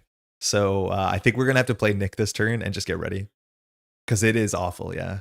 I always forget about Blood Gem. You've convinced me to add it in my deck. It's really good when you have 37 health. When you have 11 health, not 100% sure. But with Soul World, it's a bit nicer to play. Okay, so I want to play Nick to have a block. It will block one of the Ebony Maw attacks. Zone of Silence is not really important. Karmic Staff I want to keep. We could do something like this. But then we owe 1 more card. In theory, Heroic Conditioning, giving our health up is really important because we haven't decked out yet. This is a cheap resource generator, but maybe we do 4 for Nick and draw 3. Nick can clear Landing Craft. We can get a minion. It's not perfect. Karmic Staff is technically a better setup card, but we already have 6 hand size, so the extra resource on this is like, it's good. We have a lot of 2-cost cards, and let me tell you, 2-cost cards are expensive. But we can now always play 2 2-cost cards. This doesn't change the math too much. We also can just like throw a card at Landing Craft. I think we should start with that because we still have 2 doubles in our deck. So let's start by just using our Battle Mage ability, and we're going to toss our Zone of Silence at the Landing Craft just to remove 2 threat. We'll draw a card with Mystic Senses. That's fine. That's actually really good because we have a magic attack, which can knock out whatever this thing spawns. This can do up to 5 damage. Notably, we've hit all our discard synergy cards already. I think we've seen the Digging Deep. We've definitely seen the White Fox. Oh, Digging Deep's still in deck. That might be nice. But we have to do with the Landing Craft. So discard cards until you find a minion, put that minion into play. Yeah, bad one. Bummer. So it's Black Dwarf. Hits for 3, has 6 health, has overkill, so you don't want to chump block too much, but 6 health is just out of reach. Nick, mind you, is still in her hand. Okay, that's not good. So we are exhausted. We have technically enough damage with Magic Attack and Nick. The problem is we can't play the Magic Attack first. We're just hoping that we don't draw into our thing. So I'm just going to go 1, 2, 3, 4, and we'll play Nicholas Fury. We're just going to draw 3. We need to draw more cards so we can play more cards. I block with Adam every turn. His basics are trash. He gets a ready energy every turn. He gets a ready every turn, and I give him tough or other defensive options. I can't remember being below 7 HP in a long time. Yeah, I guess for Soul World, that's fine. It's a bit awkward with toughness, though. Do watch out. But yeah, blocking with Adam is totally fine as much as we'll get our stats up. Hey, there's a Blood Gem. Counterattack's not bad. And the Genius, as much as his hand is kind of ugly. Hey, Jai, how's it going? Did you play it yesterday? I'm so shocked with how the meta is going, and I'm so excited for my tier list where I'm such a doomer about Lotus Haze and ganked, and Jeff is like, it's not a real problem, and then I could just like crash cut to like this weekend. I tried running Blend Gem in both Magic and SW, and with the lower health, it's more of a throwaway card for Caught Off Guard. Yeah, it is a card that you don't use every turn. You use it only if you're really in a pinch. Okay, so this double sucks. I think I'm going to start by using the double, weirdly enough. It doesn't really matter for Magic Attack. So, oh, there's so many cards that start with Magic. Really? Magic Attack. Oh, because they all say magical. Okay, hold on. So we're going to Magic Attack Black Dwarf. So we're going to discard 5 cards here. In theory, we could discard 4, but we actually want to deck through our deck. And notably, if we find a Digging Deep, it does open up 1 card in our hand. So we will rip 5 here. So 1, 2, 3, 4, 5. That's fine. We didn't want any of these cards. We do 5 damage to the dwarf. Down to 1 health. Nick Fury will finish off the dwarf. We will simply, I won't use Blood Gem because I'm scared. I'll play Blood Gem to play counterattack. This is like whatever. Don't love this card. But after we take damage, we can discard this to return the damage, which in theory, that's a way you can trade with minions a bit better, which is nice. Look, I try to stop them, but the junglists are taking over the type server, send help. I mean, it looks good. For what it's worth, the jungle deck just won our districts yesterday too. As much as that player, I think, built it more in isolation. Whispers Lockjaw. I don't love playing too many basic cards, but Lockjaw would make sense in this deck because we do discard a heck of a lot. That would have been a good Lockjaw turn, actually. That's it. We'll draw 6 first. Toe to toe. Okay, so this returns damage. We have our specialized training, which has 5 threat. We should clear that. Dauntless is whatever. Aggressive conditioning, we want more health. Avengers Mansions, whatever. Call for Aid means we can choose to deck out when we want to. And in terms of our deck, it only has like 7 cards left, but that is our heal button. So in theory, we could play aggressive conditioning and then just like call for Aid and heal. Maybe we should have played the Blood Gem, actually. The Blood Gem is probably a bit better. I just didn't want to use the Blood Gem. Yeah, man, this is a bad retcon, but I think that this card's useless. It's probably better to play the Blood Gem and pass because we know we're going to be jumping down to Alter Ego, and this card is just a bit better in general. Like, we're not trying to get the counterattack damage. I think we'll just play this and pass. Apologies if that's bad. We won't use it to play the counterattack for sure, but we knew the Call for Aid was coming out, and we're basically 1 turn from a deck out. The problem is at the bottom of our deck, it has Digging Deep, so when we Call for Aid, we draw it. But it does have our Mystic Senses and our 2 Thwart cards, which is not great because we do want those because this scheme is going to get a bit big. Yeah, I love Blood Gem and heavy HP builds. The problem is like there's not that many Mystics with heavy HP. All right. Excuse me for the retcon there, but I think it's worth it. So this goes to 2. Ebony Maw is going to attack.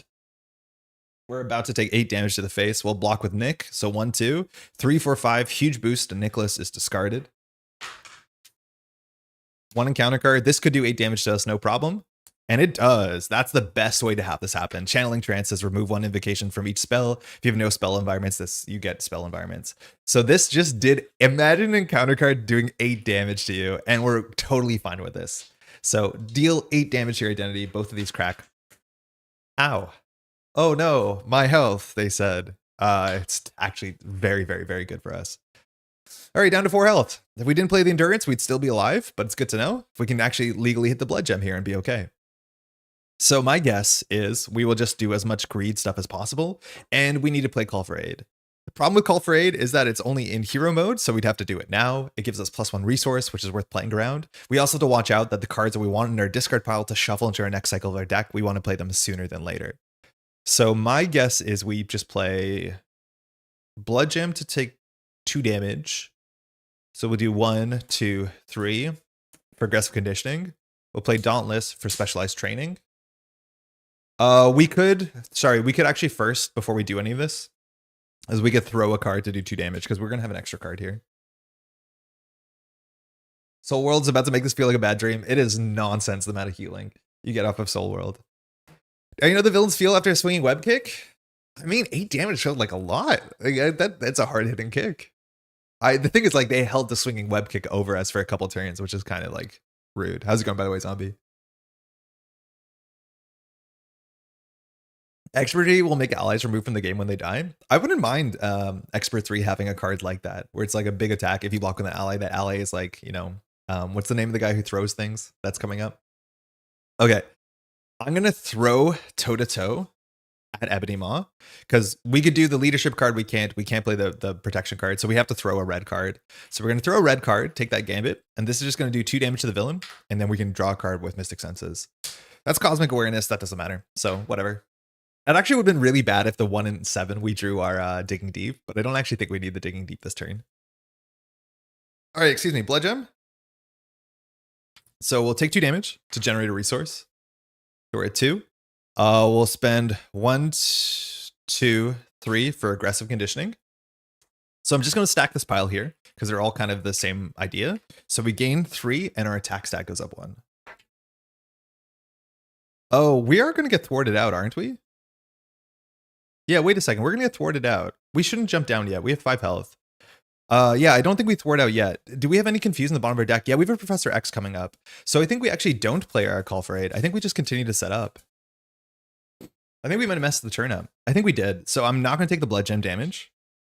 Instead, I'll pitch the Call for Aid. And then I'm just going to play the Specialized Training. Because I'm realizing we can't really jump down safely because this will be at 1 threat and Ebony Maw is not confused. And we have a confused card coming up.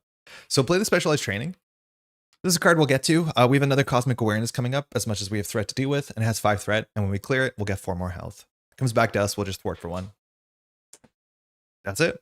We'll pass. Bullseye, am I a joke to you? I don't know the guy's name. He has a nice little face tattoo. Symbiote Suit. We have our last Mystic Senses. There's a Clarity Purpose, also really good before we deck out. Cosmic Awareness, Digging Deep, and we are going to exactly deck out with Professor X. So we'll give ourselves an encounter card and we'll shuffle. Okay, not too bad. This deck makes you the villain. Villains wish they could have 37 hit points. Just wish. Larry David? Like Seinfeld Larry David? Is he throwing things? Soul World counter? Yeah, you're right. Soul World counter. Very important. I can't say this word. Soul World. As a kid, I had to go to speech therapy when I was like 10 because I couldn't say the letter L. I said R instead. I just said R all the time. I was a kid who was excited to go out and pray all the time. I didn't realize too as a kid, you just think you're saying it right. And they're like, hey, you need speech therapy. I'm like, what are you talking about? And then, yeah, it turns out I can't say L. So Soul World, I think that's hard for everyone probably, but yeah, very hard for me. All right. This is our hand. We have 7 health. This, in theory, Ebony Maw can do up to 5 damage, which we don't care. We'd like to take less than 5 damage so we can Blood Gem here. But with 2 encounter cards, it can be a bit dicey here. And a lot of these cards technically have Surge as much as they're just spells. Attack on nowhere. The villain's attacking for 2 in a card. We'll just take it. Do we just take it? Prof X is going to deal with our big problem. I think we could block here. It just feels so silly to block when we have so much healing. So we won't block. 1, 2, 3, 4 damage on manipulation. We'll take 4. There's no counters that can be removed. First card, advance. That's bad. Ebony Maw schemes for 2 in a card. 1, 2. Star. Give the villain a tough status. Okay, not bad. That's a well-timed advance. That's not a disastrous advance. And another landing craft. So that's annoying. We probably won't clear this and just get it confused. This just gives, again, one more time, 2 threat. And when we discard, we'll probably get a small minion and we don't reveal it. We put into play. The small minions are small. So the big minion, there's one more. I think it's Proxima. It's probably Proxima. Maybe it's not Proxima. Maybe it's the other lady. I forget her name. Okay, we have 3 health, which is perfect because we can still Blood Gem for max greed. Cosmic Awareness can deal with Specialized Training if we're lucky. We have only a blue card in our hand, which is worth playing, but we could technically give ourselves +1 thwart and draw a card, which is not incredibly important here. So Blood Gem plus 2 cards plays Prof, and then we could just play a Mystic Senses, or we could do a Cosmic Awareness. I think a Cosmic Awareness would not be the worst thing. If that's the case, though, we could just Clarity Purpose ourselves. Clarity Purpose is a really good card, especially when you have as much health as we will have. I don't know. With this hand and Blood Gem, we can't play both of them because we will die. As much as we could wait to use Blood Gem and Alter Ego. Actually, we probably should just use Blood Gem and Alter Ego and be greedy here. No, because I think we don't have enough cards still. Excuse me. Okay, yeah, I don't think we have enough cards. Is there any way we can do both? Like, if we play Clarity, costing, say, the Blood Gem. No, that's not the point. Yeah, I don't know if we can do both easily. We definitely have to play the professor. So I think we will do, and mind you, you can do this in alter ego, but we're just gonna do it now. So blood gem, we take 2 damage, not you. Take 2 damage. So that generates 1 resource. Yeah, probably after you jump down is the option that we can use blood gem. But hold on, we'll redo that. I don't think we can do both. So say that we play clarity of purpose. That we use clarity of purpose, which we have to do in hero. The only thing we can play is cosmic awareness. Then all we have is blood gem plus mystic senses for Prof X. Yeah, we just are short 1 card here. If we get really lucky, we can throw clarity of purpose at Adam Warlock and draw a card. And if it's a double, that opens up the line. But then we don't have clarity of purpose. I think we'll do it no matter what. We'll use clarity of purpose here because we just don't have enough cards to do a battle mage. But we're going to give ourselves +1 to all the stats until the end of the round. So we are technically now 2 thwart. And we can use our mystic senses to draw a card, give us something good. It's not a good card. Okay, fine. So we'll still do blood gem for 2. That's 1 card. That's 1 card. We'll play the professor. When Prof X enters play, Chuck will confuse Ebony Maw. And Chuck will just thwart this for a fair bit. Otherwise, it's going to go through because of the acceleration. It's a shame that we don't block with Professor X, but on 1 health, I don't think we should risk it because there's like just encounter cards that will I think can just do auto 1 damage to us. And then here we can decide to either play Cosmic Awareness to work on the specialized training or just play the Mystic Senses. I think there's a chance the Mystic Senses is right because Mystic Senses is a very unique card and it just gives us an extra card every hand, which is good. So I'm going to go for it, but I could see using the Cosmic Awareness to maybe be a bit better. But now when we discard a card, we draw 2 cards, which in theory we could have done that in the other order, played it first, discard the leadership, had 1 more card in hand. Did we biff it? I think we were hoping to draw a double, but that was not worth playing around. We could have just played 2 Mystic Senses and then discard the leadership card. Yeah, that's on me. We will thwart for 2. I think we're going to get the landing craft down. Because when we get the landing craft down, we discard until we get a minion. None of the minions scheme for a lot. So I'll just get rid of this because it's like thwarting something else, but now we'll discard until we find a minion.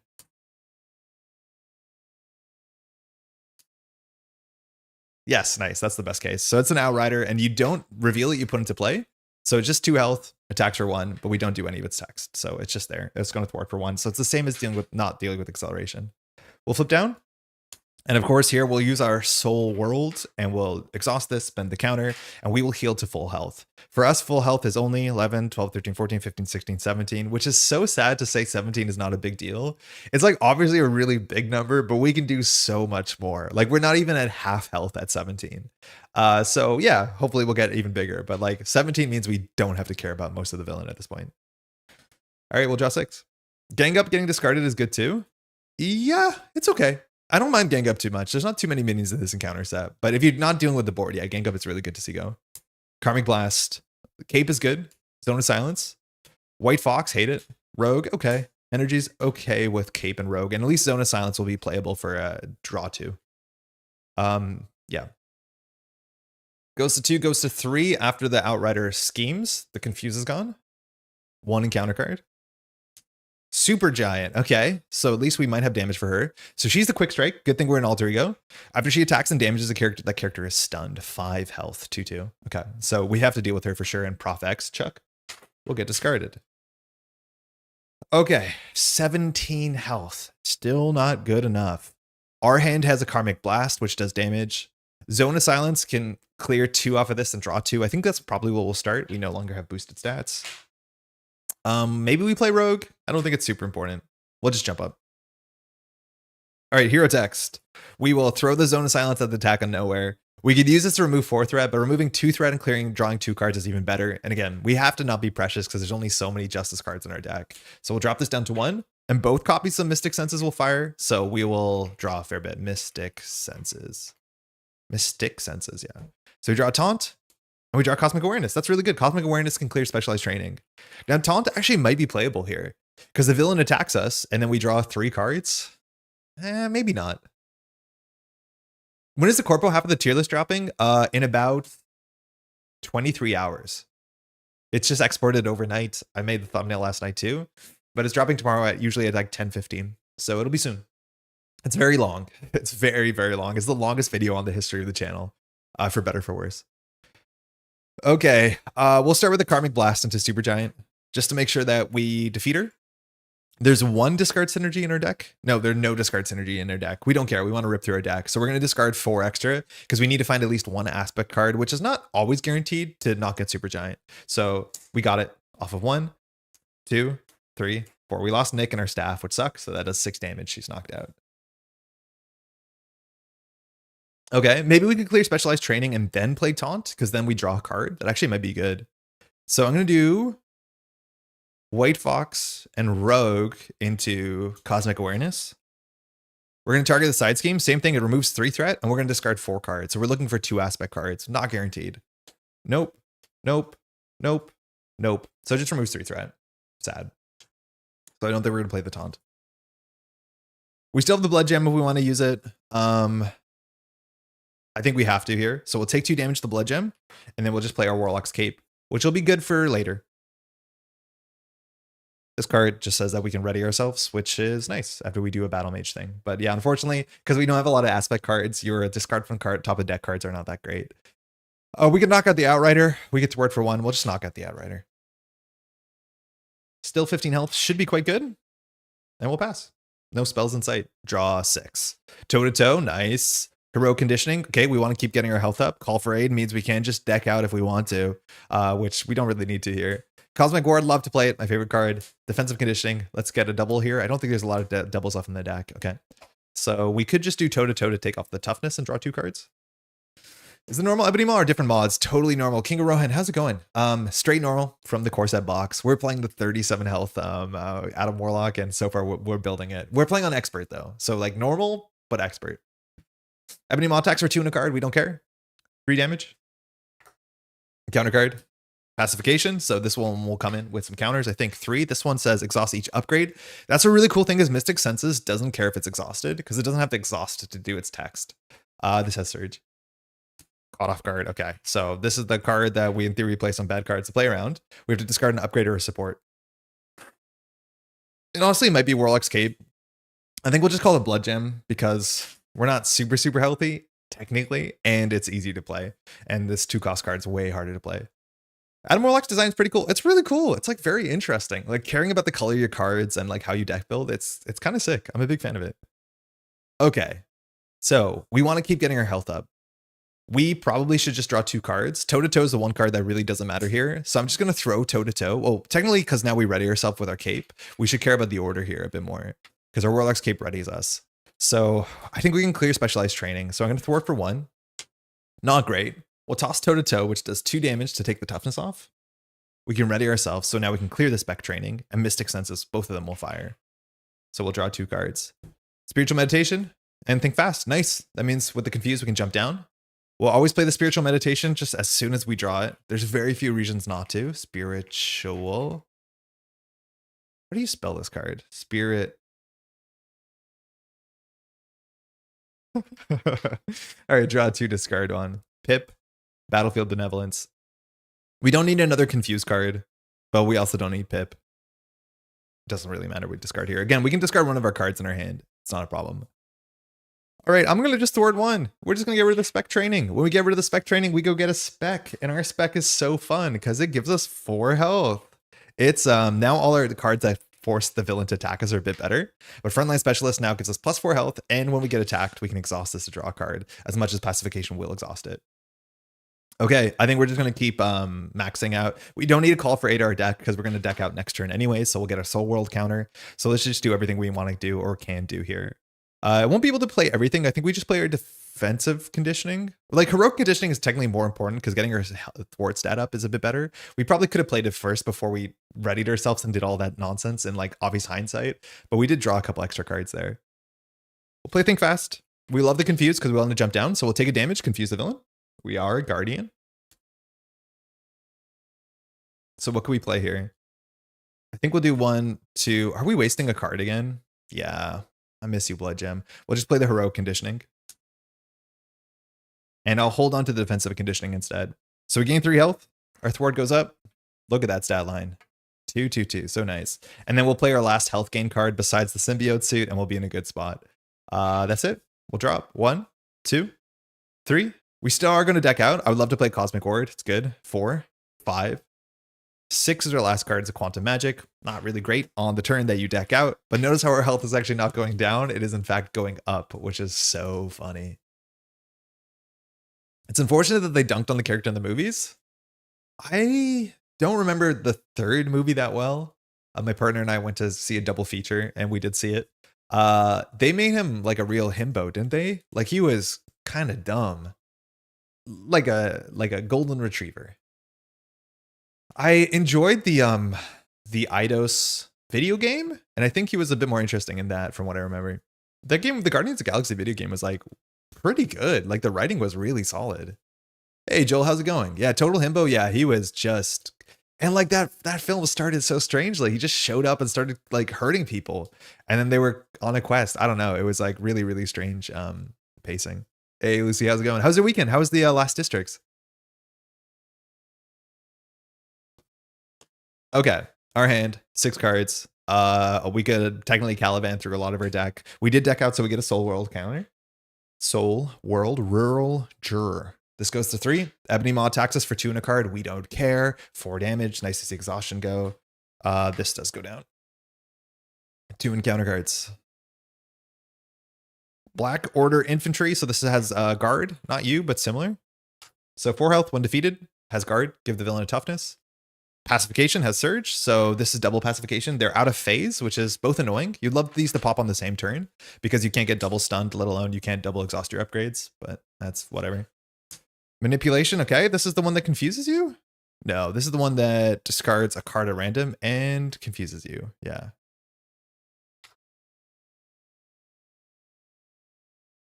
We found all the spells. They were here the whole time. This one comes in with 2, so 2 of these are in phase. Okay, advance. At least our thing goes through, so we don't have to do the thing, but the confuse pops off. And because the confuse cancels the activation, we don't have to remove a counter from everything. Oh, it was great. The decks I brewed and was on came second with one of them undefeated, not piloted by me, but accounts for something. For sure he does. That's awesome. I have Adam since day 1, but never played him. Face slap. Being a newbie to deck building instead of net decking, he seems a little overwhelming. Fun to see it from someone who knows what they're doing. So I did net deck this for what it's worth, but I have built some Adam Warlock decks on this channel. And he's really fun for deck building. I would say like I understand the stress for deck building. Oh, excuse me. We're meant to frontline specialist. I understand like the stress of deck building with Adam, but if you can just pick your favorite cards, like good independent cards, you have, for better for worse, a stew. As much as it is like slop, it is very good. Like Adam is just nice. In theory with Adam, cheap cards are okay, like with most characters. You want to be drawing through your deck. So yeah, I wouldn't sweat it. Yeah, especially net decking is fun. Like this game comes with pre-con decks. It's like the big part of that separates this game from other LCGs from FFG is that it comes with pre-con decks. The pre-con decks aren't amazing, but if you just want more better pre-con decks, they're on the internet. It's called net decking, right? Like it's super easy. Okay, check this hand out. The only card that we can do with our Battle Mage thing is Caliban. Caliban can give us +1 stat when we do our Battle Mage, which doesn't really line up well with anything besides removing 3 threat from attack on nowhere. With 14 health, we don't have to jump down anytime soon, and we're going to have 3 more health in a second, so we don't have to use our Soul World now. I'm assuming we do just Caliban here, but we want to use an activation first, so I'll attack for 2 into Black Order, and then I'm just going to discard Caliban. I'll find him. There he is.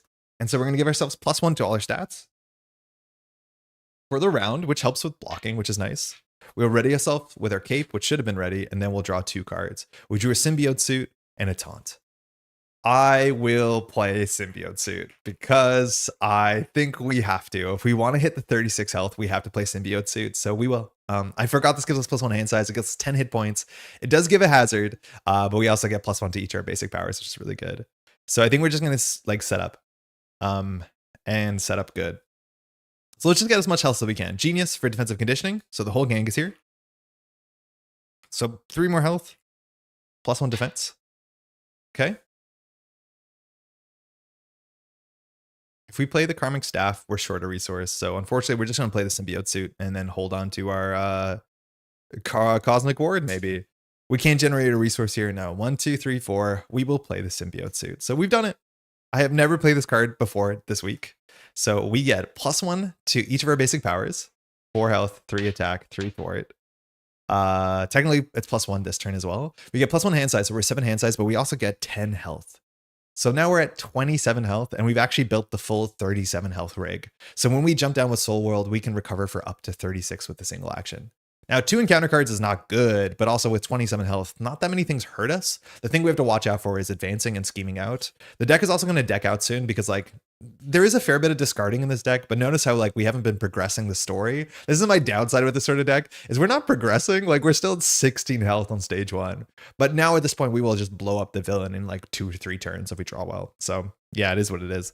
I don't care about taking 2 damage, so I'm going to thwart for 4 off of Attack on Nowhere. We, in theory, could jump down, but it's not super safe. And then we'll just hold on to this Cosmic Ward because it's fine. It's a good card. It actually probably isn't worth holding on to. We have 1 more in the deck. We have 1 more Quantum Magic. We'd rather draw attack spells because that gets us through the game. Yeah, I guess we don't hold on to it. We'll pass. 3 thwart, 3 attack, 27 HP is the villain now. I mean, this is what villains wish they could be. We're not even in our final form. We are forked.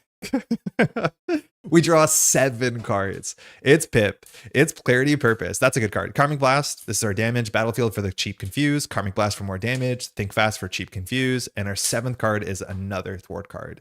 And now, because most of our upgrades are on the table, you just draw really good on-tempo events, and then you just fly. Attack on Nowhere. Villain's going to attack us for 2 and a card. We'll take it, of course. 1, 2. 3 is the boost. We'll take 3 damage and we'll draw a card with Frontline Specialist. It's a counterattack. Black Order will hit us for 2. 2 encounter cards. We did just deck out, so we immediately get the acceleration. And we have to shuffle the deck. I'm no way trying to downplay net decking. I do it a lot, honestly, despite playing the game since the beginning. I've just been slowly trying to do it myself as well. Yeah, no, that's totally fine. You're in no rush. And the cool thing about this game is you can control the difficulty so easily off of a bunch of different angles that, like, if your net decks aren't like tier 1 polished decks, which there's no need to play those in this game, you can just make sure you're playing a difficulty that feels fun to you. Precons are challenge mode because they're often a random soup of cards and quantities. The quantities are definitely the biggest issue with the precons, but it's like there's a difference between challenge mode and also not interesting. Like, just having 3 of a card that you can't play the other 2 copies is like, we can make better decisions. First card, Rebel Storm. Okay. Not a first card, truly. We're going to Surge this. So this comes in with 3 counters out of phase. And when this is cleared, it does 2 damage to each character. So it does hit our allies as well. As Surge. Advance. Okay, that's the last one. Oh, no, we just decked out. So this is technically the 3rd one. So Ebony Maw schemes. And when Ebony Maw schemes, we have to remove counters from all of these. So firstly, we have to do manipulation and pacification. So, like, we're definitely going to feel this hazard icon. We'll find out if it was worth it or not. So I'm not sure the order here is going to matter. But pacification says exhaust each upgrade you control. That sucks. Exhaust our cape. These don't exhaust. Actually, that doesn't matter. The Frontline Specialist was the only thing that mattered, and we've already used it. You are stunned. That hurts. And then manipulation is similar. We have to randomly discard a card, I think. Yeah, randomly discard a card, and then you are also confused. So we've collected almost all the statuses. So we unfortunately have 7 cards in hand, so I'm just going to shuffle and rip. I don't have a D10 on me right now. We lost Battlefield Benevolence. That's okay. We still have a confuse in our hand, I think. Yeah. So Ebony Maw is scheming for 1, 2. Boost, discard a card from your hand randomly. Well, our beautiful, beautiful hand size. This is still over 6 cards, so I'll just randomly. Non-competitive games do what is fun. No one will call a judge if you do it wrong or retcon. Only streamers get pressure to play correctly. Yep. Yeah, there's definitely a pressure there. We lost counterattack, whatever. So that's 2 thwart. This goes to 3. Plastic counter card. Never mind. 2 of these in phase. So the same when this gets cleared, we have to... oh, they're not in phase. 1, 2, 3. Nice. All right, so we're going to fire more of these. Oh, actually, this is fantastic. Because now the 2 things that confuse us fire at the same time, which is great.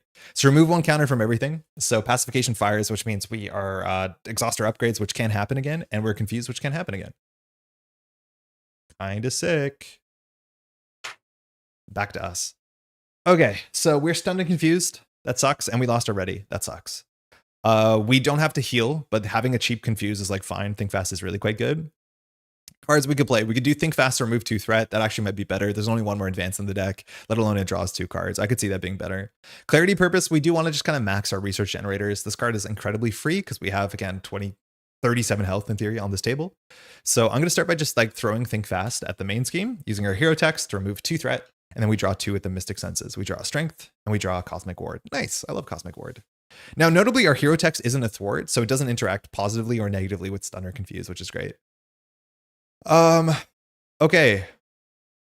What are we going to do here? The Cosmic Awareness doesn't matter. The attack matters more. I will attack for 3 to remove the stun.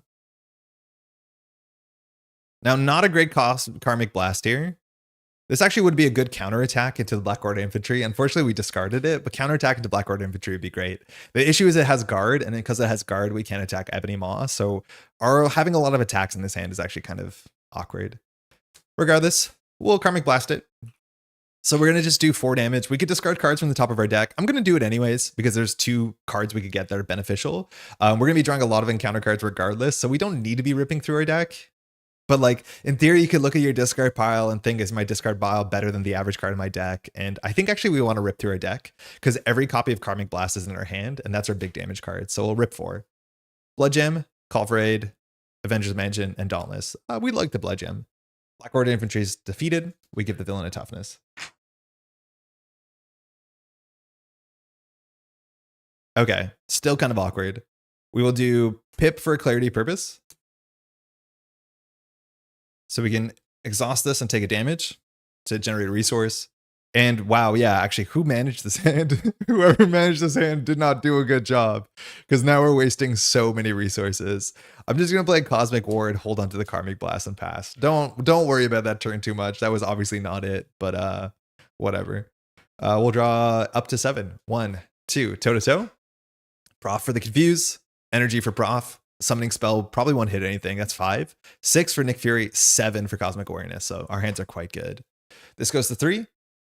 Ebony Maw is going to attack us for 2 and a card. 1 Rebel Storm goes off, and I think we just take 2 damage off the top. So deal 2 damage to each character you control. We just take 2. Not a big deal. We'll just take it to the face. 2, 3, take 3 damage. Draws us a card. We get a Zone of Silence. Nice. 1 encounter card. Sorry, 2 encounter cards because of the hazard. First counter card, and notably these are not, what's it called? They're not treachery, so we can't cancel them. Fireballs are back, and you'll see how bad a job I did at shuffling. There'll be another fireball right after this, right? No, Agent of Thanos. So this has to get canceled, so we don't actually have to read the text. This one is just take 2 damage. This is not a great one to cancel, but unfortunately we can't decide not to cancel it. Cosmic Ward, in a very interesting way, has a forced interrupt on it, which I did not realize the first time we played this. Okay, we are still confused. We have a toughness here. The bottom 5 cards of our deck have 2 payoffs, White Fox and Digging Deep. So discarding our deck actually has some pretty strong upside here. Surge on Fireball should fire first. Oh, you're right. Yes, Fireball has a Surge. Was that not the second card? Yeah, you're right. We forgot the Surge.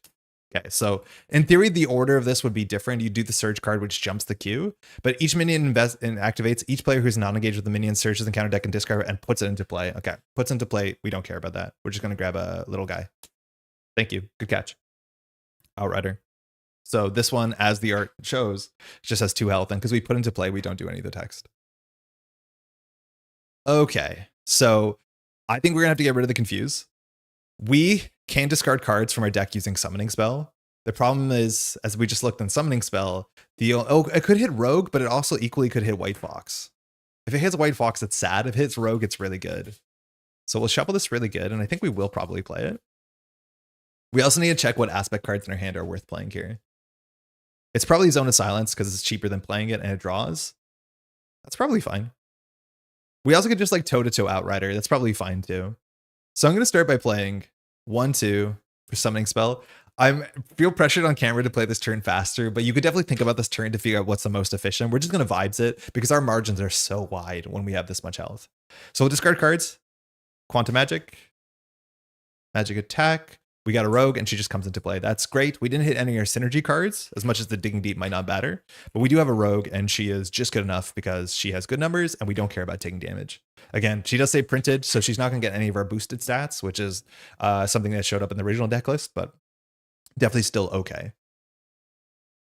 Okay, so Profex lines up well, Zone of Silence lines up well. We could just toe-to-toe to Outrider. We could also just toe-to-toe Ebony Maw to draw 2 cards and get rid of the toughness. That seems fine. Profex Confused seems good too. We like don't need a chump block, so like these cards get a fair bit worse when you're later down into your deck. We want a Karmic Blast Ebony Maw for sure, because we just need to start throwing damage into damage into damage into damage. So I think we will start by just throwing the toe-to-toe at Ebony Maw. So we're just going to do 2 damage with our hero ability. Oh no, wait, we can ready ourselves. So we will thwart for 3 to get rid of the Confuse. Then we'll throw the toe-to-toe using our Battle Mage at Ebony Maw. Does 2 damage, knocks out the toughness. We ready ourselves, and then we draw 2 cards. So we draw Spiritual Meditation and a Digging Deep. Okay, so the bottom card of our deck is White Fox. So that's good to know. Notably, we can draw through that, and we will deck out this turn. So maybe we just go full greed mode here. Just absolute greed mode.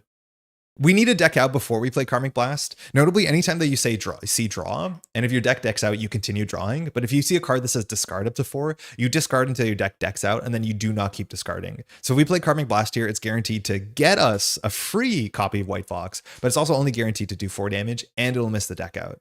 Now, it's hard to fix all of that. Actually, I think there's a chance that playing Karmic Blast to get a free White Fox is just worth it, so she gets out of the deck rotation. So I think we probably will just do that. So we'll do Clarity Purpose to take 1. So we take a damage.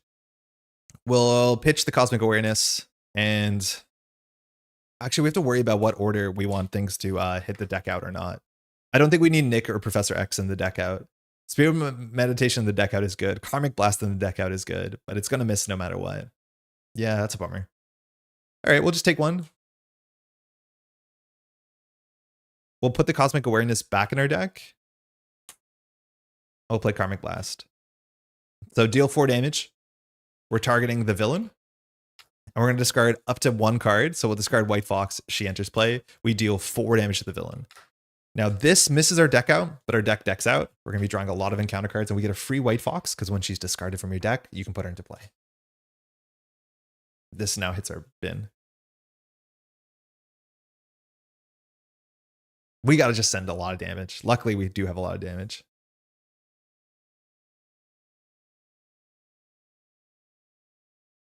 Okay, I think we'll play Nick here, just to keep drawing. I know we'll probably play Prof. I wonder if we can do both. So we'll start with the Spiritual Meditation, just to draw 2 cards, see what we can get. So 1, Karmic Staff is good. Battlefield Benevolence is fine. We don't need the Confuse. So I'll throw out whatever, the Digging Deep, not worry about it. Okay, so we could play Nick for most of our hand.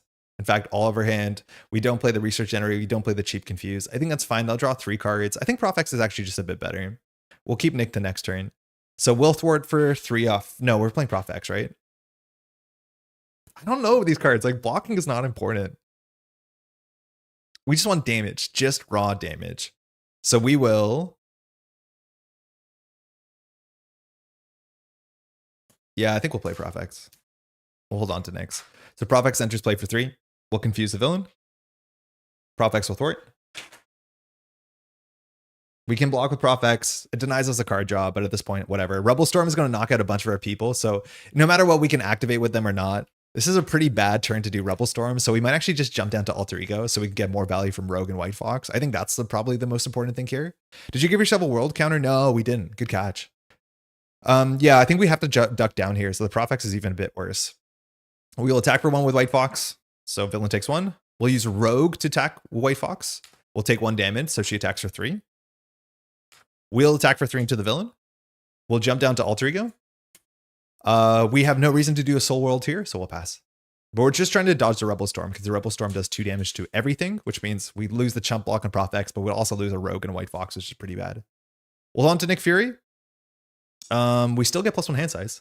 Cosmic Ward, Blood Gem, Counterattack, Quantum. So that's 5, 6, 7. Okay, so we have Quantum Magic. We can grab some damage back. We didn't get a lot of resources generators on the table. This goes to 3 with the Outrider. Ebony Maw's confused. We draw 2 more encounter cards. Kind of scary. Exhaustion, hate it. Our basic activation is actually pretty valuable. So Wind Revealed, Exhaust, and Surge. Master Plan, also hate it. So we have to discard until we find a side scheme. Found one. It's the Black Order, not the worst one. We do have to clear it, but it only comes in with 2 threat. It does give the Black Order minions a quick strike, which in Alter Ego shouldn't matter. Agent of Thanos. So when revealed, Alter Ego, place 1 threat on the main scheme for each spell. This goes to 5. Finally, Black Order. Okay, so this one has guard, which is annoying, but not too bad.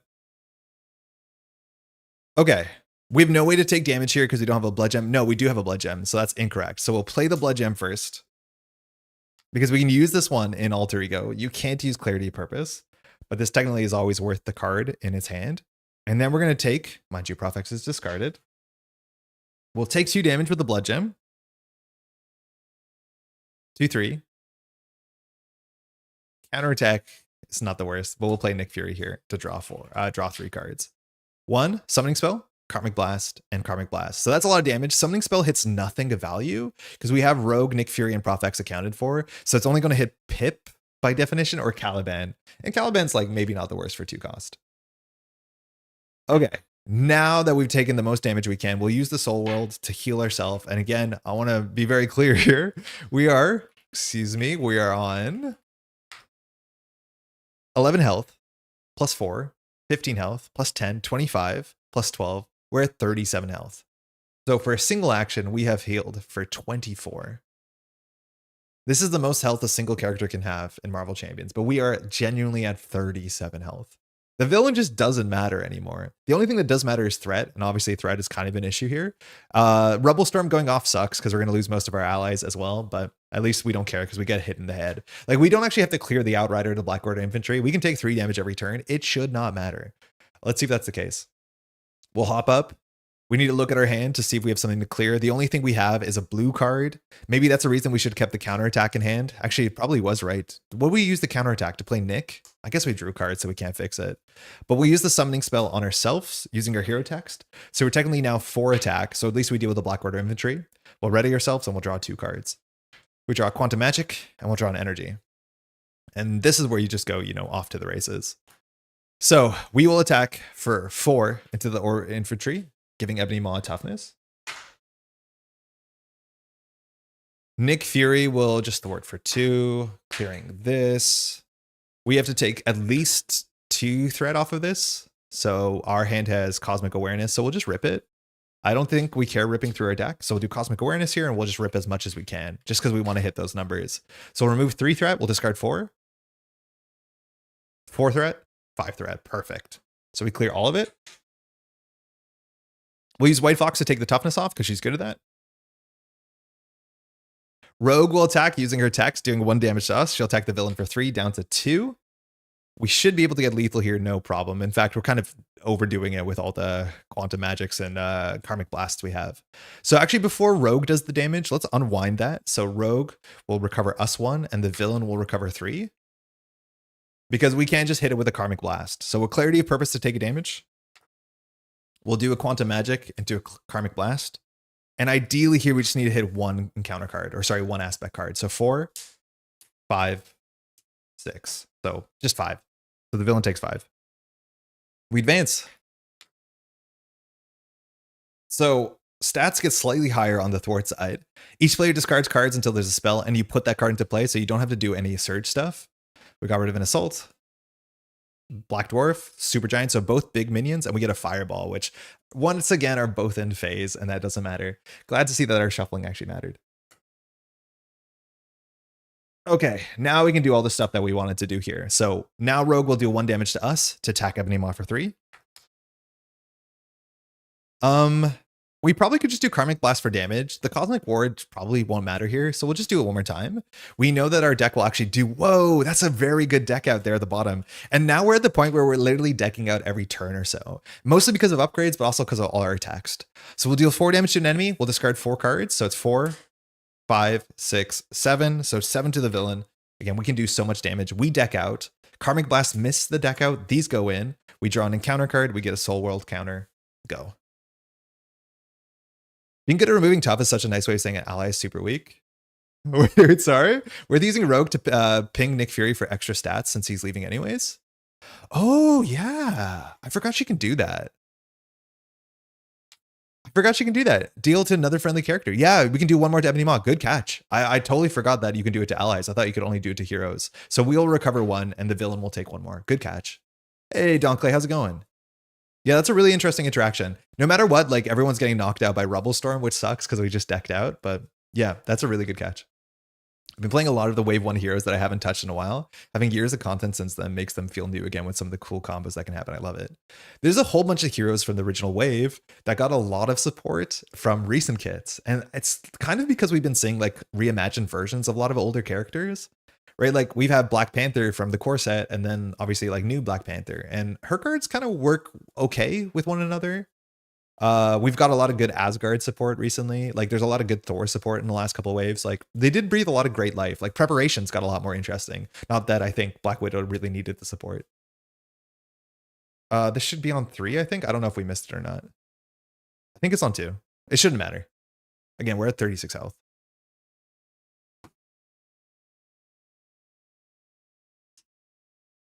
It's ready 26 upgrades. It's like operating a commercial jet. You have to hit all the switches. Okay, so Quantum Magic, Spiritual Meditation, Strength, Karmic Blast, good. Digging Deep, whatever. Summoning. This would be our hand size. Mystic hand size, Symbiote's hand size. Not a lot of damage in this hand. This goes to 2. The villain's going to attack for 2 and a card, but all these lose a counter. Rebel Storm goes off. When Rebel Storm goes off, we take 2 damage and all of our friendly characters take 2 damage. So we take 2, but every single ally gets knocked out all at once, which is not great. But we don't really need these allies to be chump blocking with. It's more so because, well, they could do stuff. So Ebony Maw is attacking for 2 and a card. We'll take it. 1, 2, 3. We take 3. That means we'll draw a Frontline Specialist. We draw an Avengers Mansion. Outrider attacks us for 1. We do have a way to get Retaliate. We haven't played that card yet, but we'll find it eventually. We draw 2 more encounter cards. Advance. Okay, that's scary. So Ebony Maw is going to scheme for 3 and a card. That means we'll probably go through. 1, 2, 3, 4, 5. We do go through. These also go down. Now, in terms of the campaign, if you let the first stage go through, there is a downside to it. Let's see if that's the case. The Power Stone. When revealed, shuffle the counter deck into the discard pile. So 2 advances went back. Each player discards cards from the top of the counter deck until a spell environment. I like that this shuffles back because by the time you draw this, the deck is probably very low and then you can't just like deck out of nowhere. I think that's actually pretty clever. So we could lose to like a couple advances in the row. That's the only issue. If we don't keep our encounter cancels on the table, like this can get bad. We're looking for a spell. Give us 1 advance, 2 advances, manipulation. Okay. And you put this in play so you don't reveal it. And because you don't reveal it, it doesn't get surge. Manipulation comes in with 2 counters. And when it's cleared, we discard a card and get confused. But 2 advances are out. That's like the best thing we could ask for. Backside of this, a bit bigger. The Power Stone comes in with 1 threat, gets 1 per turn, has no text. All right. Assault. All right, we're getting attacked again. So Ebony Maw is attacking for 2 and a card. These all tick down. Now these are all in sync, which is not great. So 1, 2, 3, 4 again. Oops, now we're down to 26 health. Next encounter card, Channeling Trance. Wow, we're taking so much damage this phase. So we remove 1 card from everything. So we take 8 more damage. Still not even scared because both of these fireballs go off. That would have been brutal if we were not having that much health. But admittedly, we're drawing 3 encounter cards because of the suit. Manipulation also goes off. So this says, randomly discard a card, you are confused. So we cleaned up all the spells just about as soon as they came in. This is our hand. It's way too many to roll a d6, so I'll just shuffle. Okay, can we do 12 damage this turn? I mean, it's very likely. If we have an aggression card, like if we find an aggression card, we do, what is it, 8 damage every turn off basics. Was it 19 damage in 1 turn and not caring? Yeah, I guess we took 19 damage in 1 turn and just don't care. We lost Quantum Magic. That's an okay card. Now, we're definitely looking for an aggression card, and that's a really big thing. If we attack with Adam Warlock, we attack for 3. We do 2 damage. We ready ourselves with our Battle Mage stick. We attack for 3 more. So again, we're doing 8 damage every turn. Now, we should start with the meditation to see if we can find something better. So we're going to draw 2. We have a Justice card, and we have an Aggression card. Toe-to-toe actually might be just worth playing because it's 5 damage, and all we need here is damage. So that's fine. We'll discard whatever. We're not going to play the Venture's Mansion. Okay. Yeah. We'll end it here. So we'll attack for 3 into the villain using our increased stats. We will play toe-to-toe with Clarity Purpose taking 1 damage. So toe-to-toe says the villain attacks us. So we're getting attacked for 2 and a card. 5 damage. But we do 5 damage back, so take that, villain. Got him. That leaves us at 4. At 4, not much we have to do here. We can ready ourselves, so we'll throw out Summoning Spell. So we will ready ourselves. We'll give ourselves +1 to all our stats. We'll draw 2 cards. All right, well, we can attack for 3, but of course, we can't just do a Karmic Blast, and so we'll send a full Karmic Blast. So we'll attack for 4, we'll discard 4 cards. 5 damage, good enough. Villain takes 5, got him. That's what I mean. It's like once we hit that sort of literally mass, we can just do so much damage in a turn and not care what the villain does. That was 3 encounter cards. We took about 20 damage in a single turn, and it still doesn't really matter. And then we can just throw back with so much damage. The one card we discarded randomly is a really powerful card, because if we got rid of our, what's it called, our Quantum Magic, we can go grab back a Karmic Blast and then just do another 5 to 6 damage. This list is really cool. Now, it is a setup card, like a setup deck. It's funny how this playstyle actually feels surprisingly close to Iron Man, or maybe Riri as well, where it's like you need to find all your pieces, and once you find all your pieces, you ascend. Like you just become unkillable. You do so much damage. It's like pretty sick, but it does feel very different than a normal Adam Warlock build, where you actually building yourself your battle tank, which is great. Hey Lion, how's it going? How are you doing? That deck looks like such a fun deck. This is, again, not my list. This is from Game Design Raccoon. It's posted in the description. It was already posted on Marvel CDB, so a lot of people might know about this. It seems like it was well liked there, but it's very, very, very cool. How you doing? How's your Sunday? All right. That took us a while. I'm not gonna pretend it didn't. All right. Like we spent so much time just kind of floundering, and by floundering I mean just setting up. With that in mind, what I'm gonna do is we're gonna jump to Hela. Because the big thing about Hela is that she puts more pressure on you, kind of, at least in certain jumps, because you start with a big minion on you and you have to deal with that as soon as turn 1. It's also interesting. It cares about side schemes. I have playtested this and I have playtested Hela, and they went well. So I know it's totally doable, but Hela is, of course, another villain you're probably going to play against with Adam Warlock, considering they all came in the same box. So let's just get this a shuffle and catch up. Pizza and contemplation, I guess, but happy to be here. I mean, that's a mixture of very serious and pizza, so maybe that's not too bad. Hopefully it's going okay. Yeah, 19 damage in a single turn is kind of wild that we don't care about that sort of stuff. All right, we'll throw it back. We'll wipe the table. How's everyone doing? It's a Sunday.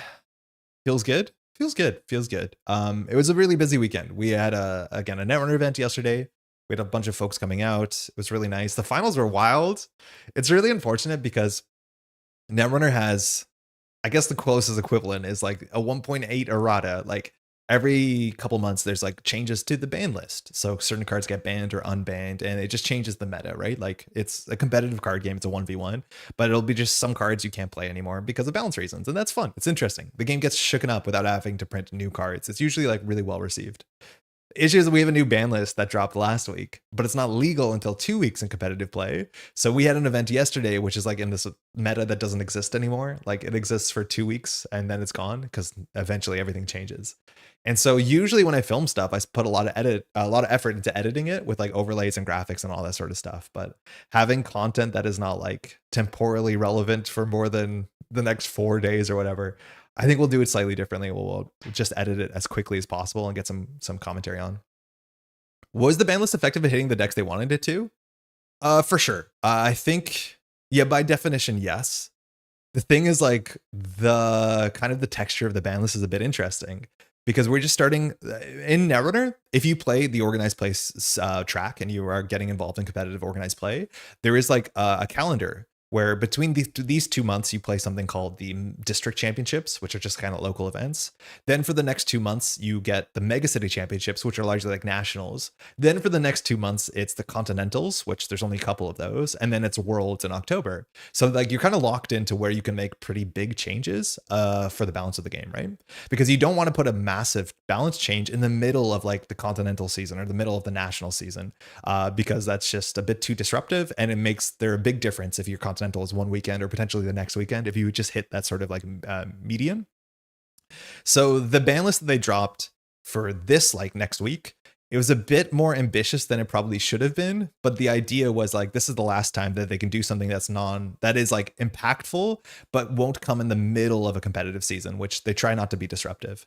So it's a mixed bag. It's definitely like a strong ban list. I think it's going to kind of destroy entirely the competitive viability of certain decks, but it should even out the playing field. The thing is, like, the new set just came out a month ago, and so like a ban list of this sort of like, I wouldn't say heavy-handedness, but of this strength, of this like ambition, is a bit sooner than you would expect. Usually when new cards come out, you want to wait for a couple months for people to see if they can solve the issues that are being presented to them, as opposed to taking action immediately. So it's nuanced, but it's interesting, and overall I think people are pretty positive.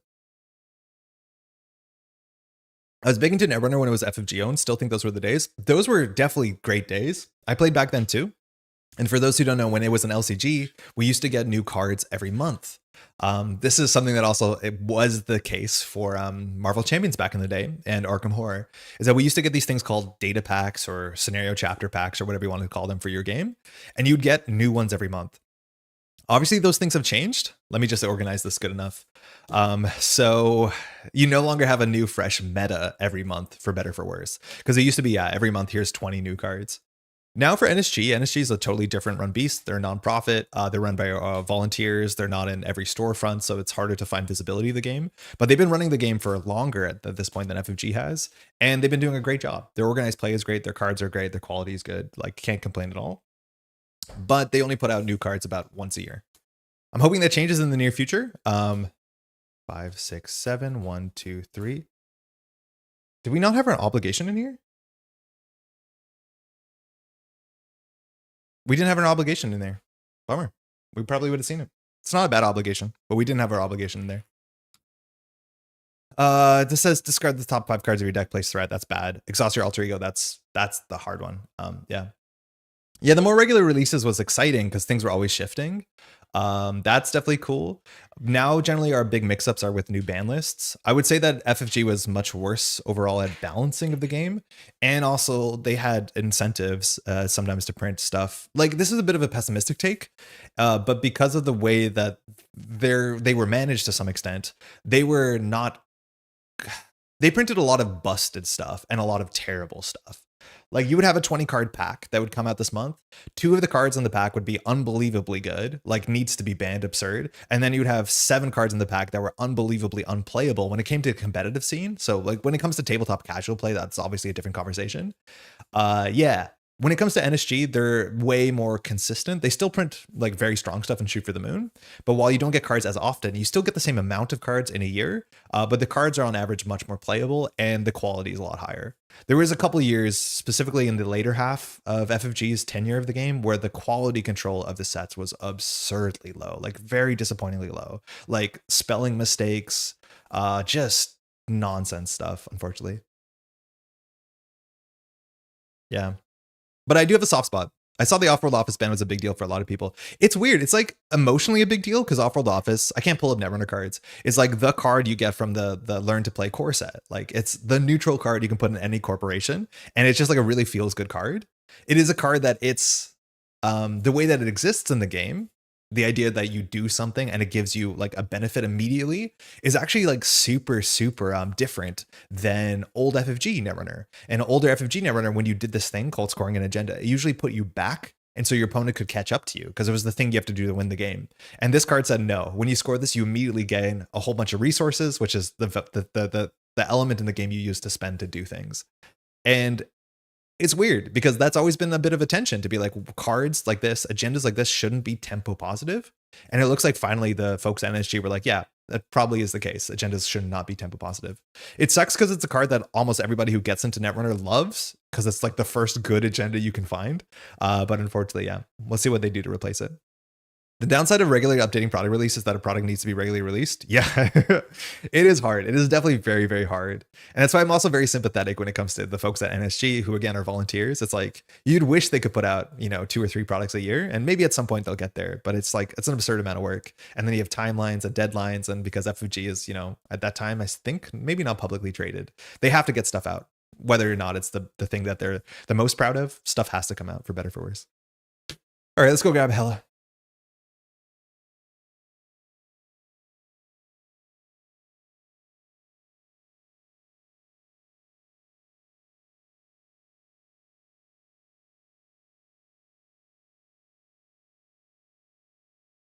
Jackson was a silver bullet. Jackson, I wouldn't say it's a silver bullet. Jackson was very useful in certain matchups. Problem with Jackson is he's super ubiquitous. So I'd say it's actually the opposite of a silver bullet. Generally, when people refer to silver bullets, it's a card that's like very good in a certain matchup, but bad in all others and does one unique thing. But Jackson Howard was like the most ubiquitous Netrunner card, barring staple cards like hedge funds, sure gamble, and stuff like that. Maybe that's a design mistake that Jackson's mechanics should have been more widely available to all corporations. The modern Jackson Howard actually still exists. It's called a card called Spin Doctor, and it's a much more interesting Jackson Howard if you ask me. But yeah, I could see where you're coming from, and that card would still be as good today as it was back then, as much as it's not in the standard format. All right, Hela. Hela is so cool because it puts you on this journey and there's different stages and you can control what side the villain's on. There's some pretty bad treacheries. There's some attachments you can't get rid of with their own text, so you defeat Hela. Legions of Hell has some small minions and it can grab your allies off the top of your deck and turn them against you. And then Frost Giants are some pretty big folks. Laufey attacks for 4 with probably overkill, or I think it stuns you, and it comes in with 6 health. Very interesting scenario though. I like it a heck of a lot. Now, I usually play, whenever I play this box in campaign mode, which means there's like a whole lot of cards you don't interact with. Like you don't interact with the Nornstone thing, the summoned back. You don't interact with any of these cards, which is a bummer because Nornstones are just like a really feels good card. Instead, we have Odin. Odin is tactically trapped underneath the agenda. I'm just going to put him aside because it doesn't actually matter that he's in play, but Odin is who we have to rescue. So we start here with Odin's Torment. What's up? Haven't never played Warlock. Interested to see. Hey, in the clutch. This is a really cool deck. It's a deck where we can go up to 37 health and we can just be the most the tankiest of all tanks. It's really, really quite neat. All right, so we're playing stock standard. So attach Odin to the main scheme. We're not going to do that. It doesn't matter. Imagine Odin's on the main scheme. It just doesn't actually interact with anything.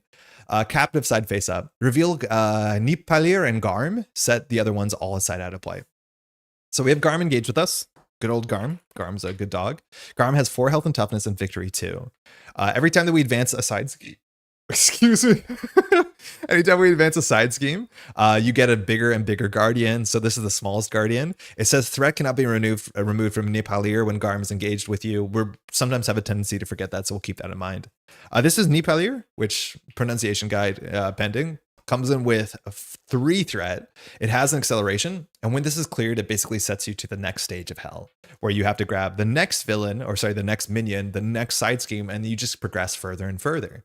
Notably, all of these side schemes have victory, and anytime you add a victory side scheme to the victory display, Hela gets stronger. Not only do her stats go up, but she also gains additional health.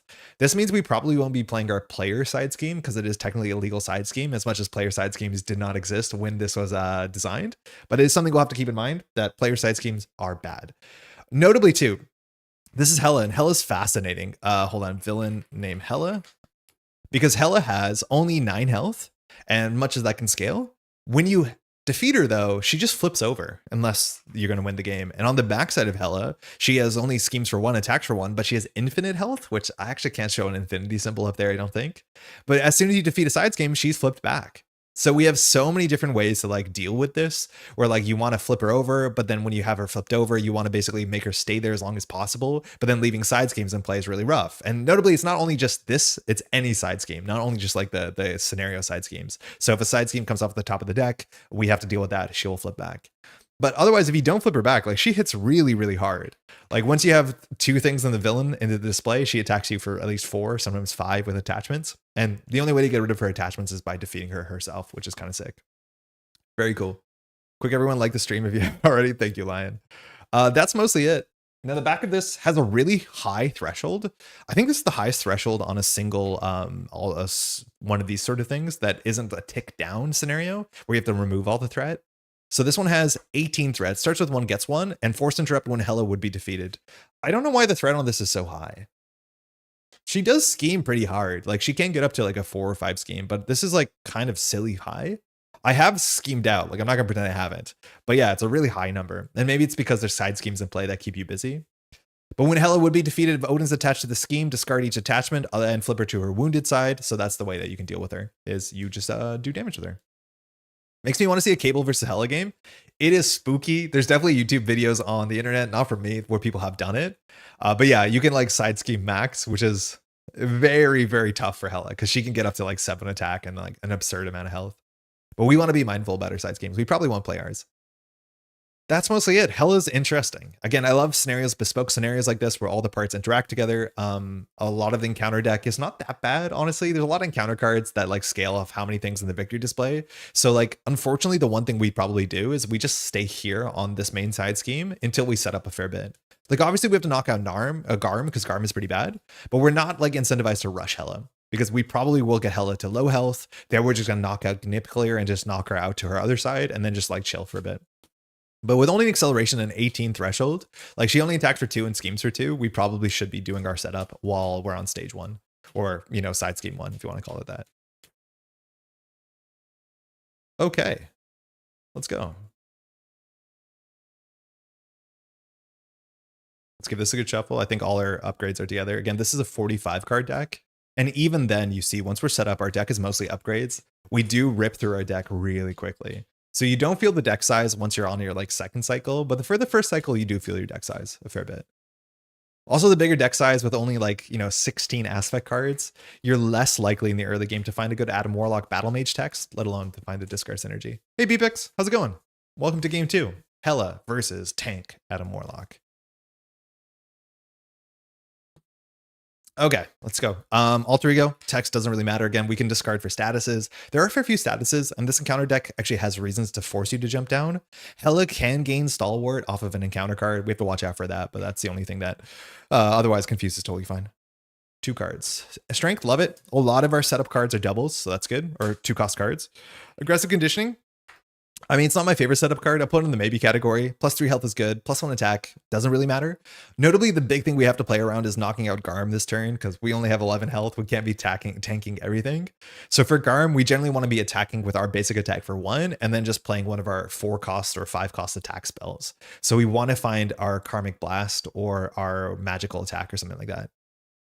Got used to seeing 20 HP. Yeah, that's a fun thing is when you play a game with this and you end the scenario on 37 health and then you play the next scenario in the campaign, you start 11 health, you feel so fragile. So yeah, getting our health up should be okay. Counterattack, I mean, it could hit Garm back. Again, this card I've almost never played. There was a couple of board states in the last game where it was not bad, but it's my least favorite card in the deck. Okay, we're going to keep that for sure. Karmic Blast will knock out Garm. Knocking out Garm makes us happy.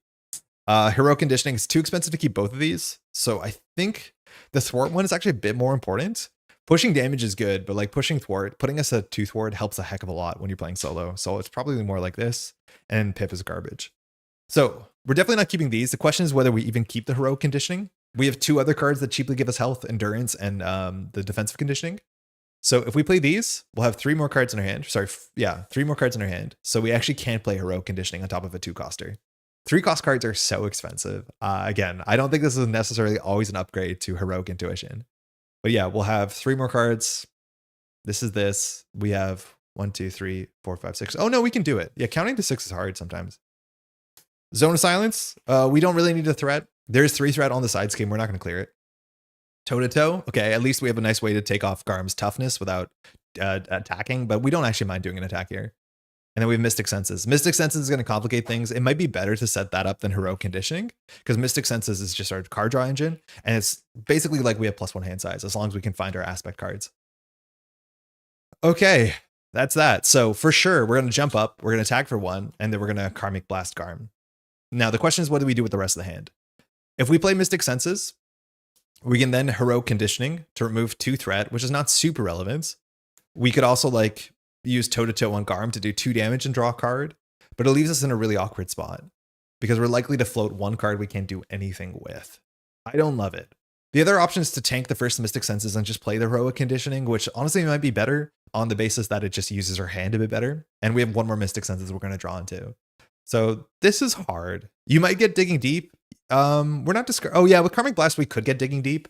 I think you're right that no matter what, we should probably do this first, because we could get White Fox or Digging Deep and then we plan it. The thing is, like, Digging Deep right now is a 1 in like 37 cards or something like that. So like but yeah, you're right, we could. And that would actually help a heck of a lot. So let's start there. We'll attack for 1. Garm, mind you, doesn't really have text. That matters. Does Garm have any text? Sorry.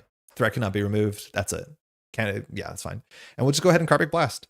So we're going to do the full discard. We have 2 cards we could hit here that we're looking for. It sucks when we hit some of our key pieces, but we have Recursion. So we're attacking for 4, which is enough. Bummer. 5.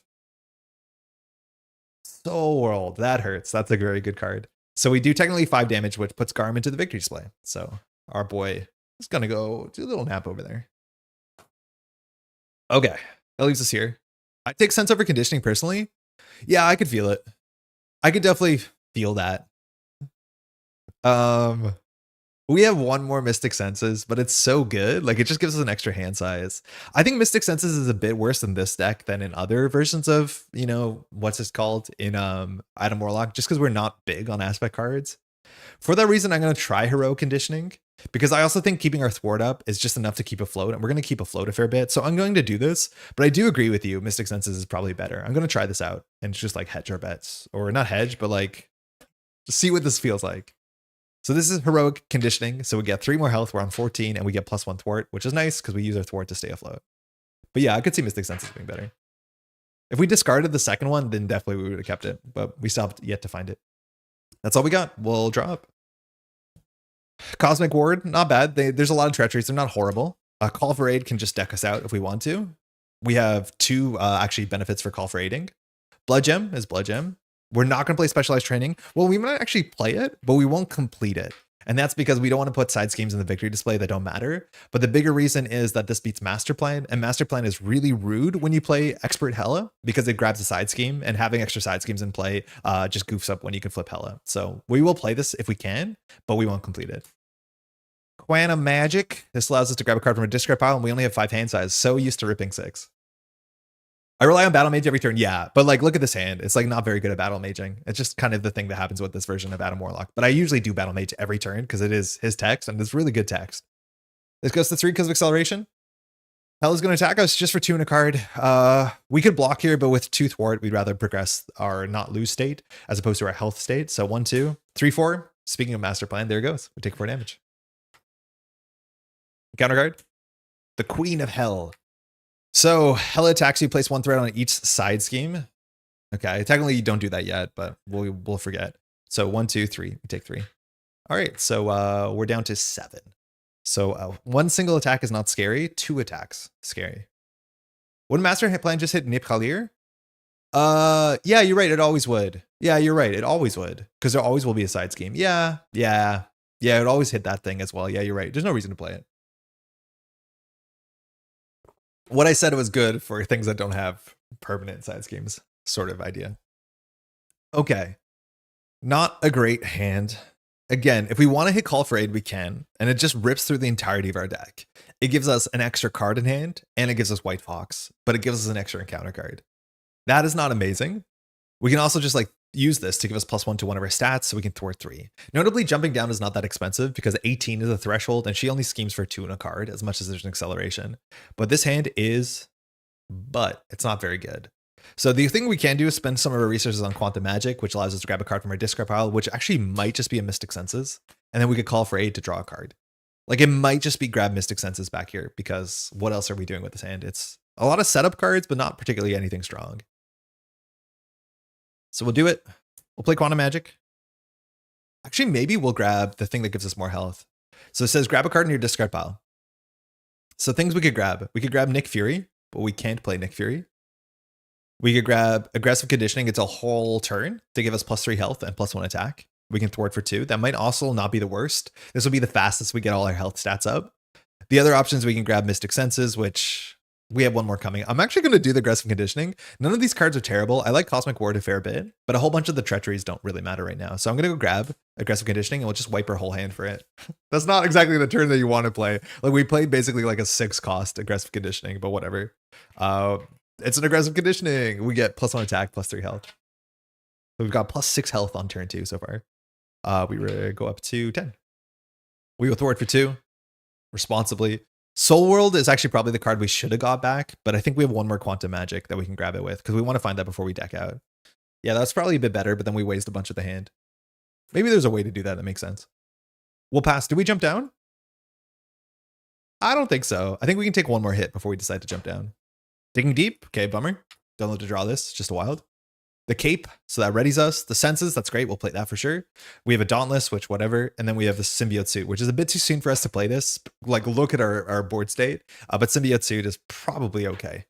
The treacheries are not that bad in this encounter set. Goes back to 3. Hela attacks for 2 in a card. We'll take it. 4 damage. So now she can't one-shot us exactly. Advance, okay, that's scary because her hand has no thwarting in it. Yay, Schmendrick, happy Sunday. How you doing? She schemes for 2 in a card. 1, 2, 3. So it goes to 6 of 18. So a third of the way there. Excuse me. Okay. Hand is butt. And this is the thing that happens. Like, look at our hand here. How do we battle mage this hand? We can't. Again, the protection cards are really rough because you can only protection battle mage if there's an ally to heal. And so it's not good. So the best we're doing here is thwarting for 2. We can't even use our cape. It's not good. So it's also really awkward because we want to play 2 cost cards and we can't. There was just like nothing good to do with this hand besides symbiote suit and pass. And I don't know whether we should symbiote suit on turn 3. My gut feeling says that's a disaster, but my gut feeling could be wrong. An extra encounter card might not be that bad. +1 stats, pretty good. +10 health, I mean, it's okay. Very curious to know if you're hype about the Defenders box or not at some point. Oh yeah, hey Schmenders, we did a whole stream. Not a whole stream. We did a big section in the stream last week where we walked through the article.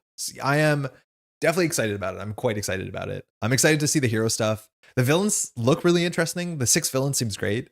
I think the modular main schemes, like I don't love the modularity as much as like, you know, I don't love the modularity Civil War at all, but they seem very thematically dense, which is good. But yeah, you can definitely check that out. We talked about it for like half an hour. But yeah, definitely positive about it. Very excited. Hey, enjoy your D&D metaphor. Good rest. Good luck with the rest of the stream. Thank you. Enjoy the rest of your weekend, huh? I mean, I don't like this. Coffee stream was a great. Check it out. Yeah, there was no disasters. Nothing bad happened. Like we probably just play Mystic Senses, play Dauntless and pass. I'm curious to see how they make Luke Cage feel different to someone like Colossus. Moon Galaxy, I don't know if you know, but Luke Cage is going to be a leadership deck. I'm pretty sure he's going to be about protecting other people. So I think his benefit is going to be like when you block for something, or I don't know, but I have no doubt he'll be giving around toughnesses to some extent.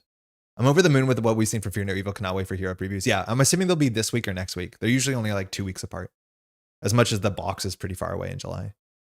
I don't like this. I really do not like this. I'll play Mystic Senses. I'll play Dauntless. Now, Dauntless doesn't do anything, but there's no other better way to use our hand here. Like maybe it's better to hold onto the cape.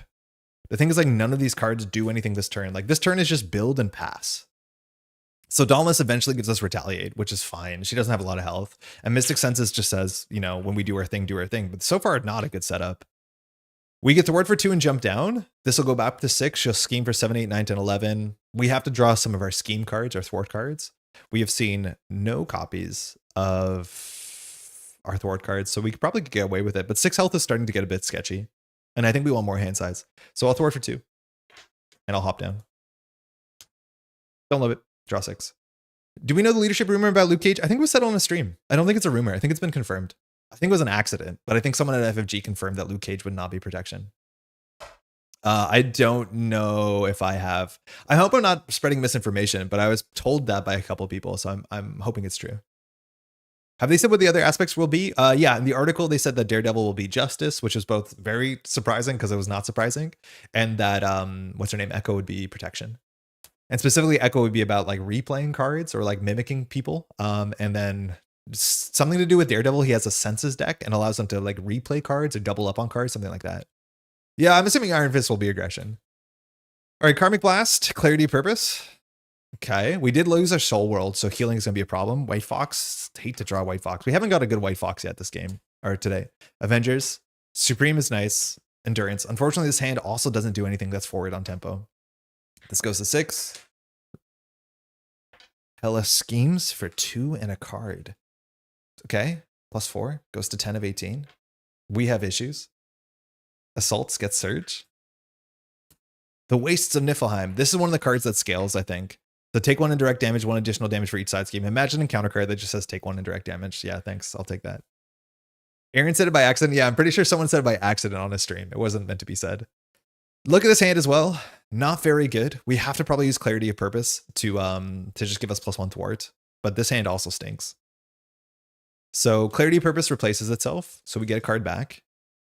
We can use that to play Sorcerer Supreme and Endurance and float a card. Okay, maybe we draw a double here.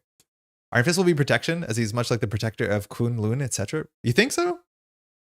I'm assuming Electra will be aggression, maybe. Like, that would make a lot of sense. But I don't know those characters that well. Captain America literally blocking Cold with his shield seems so funny to me. This, I mean, it helps.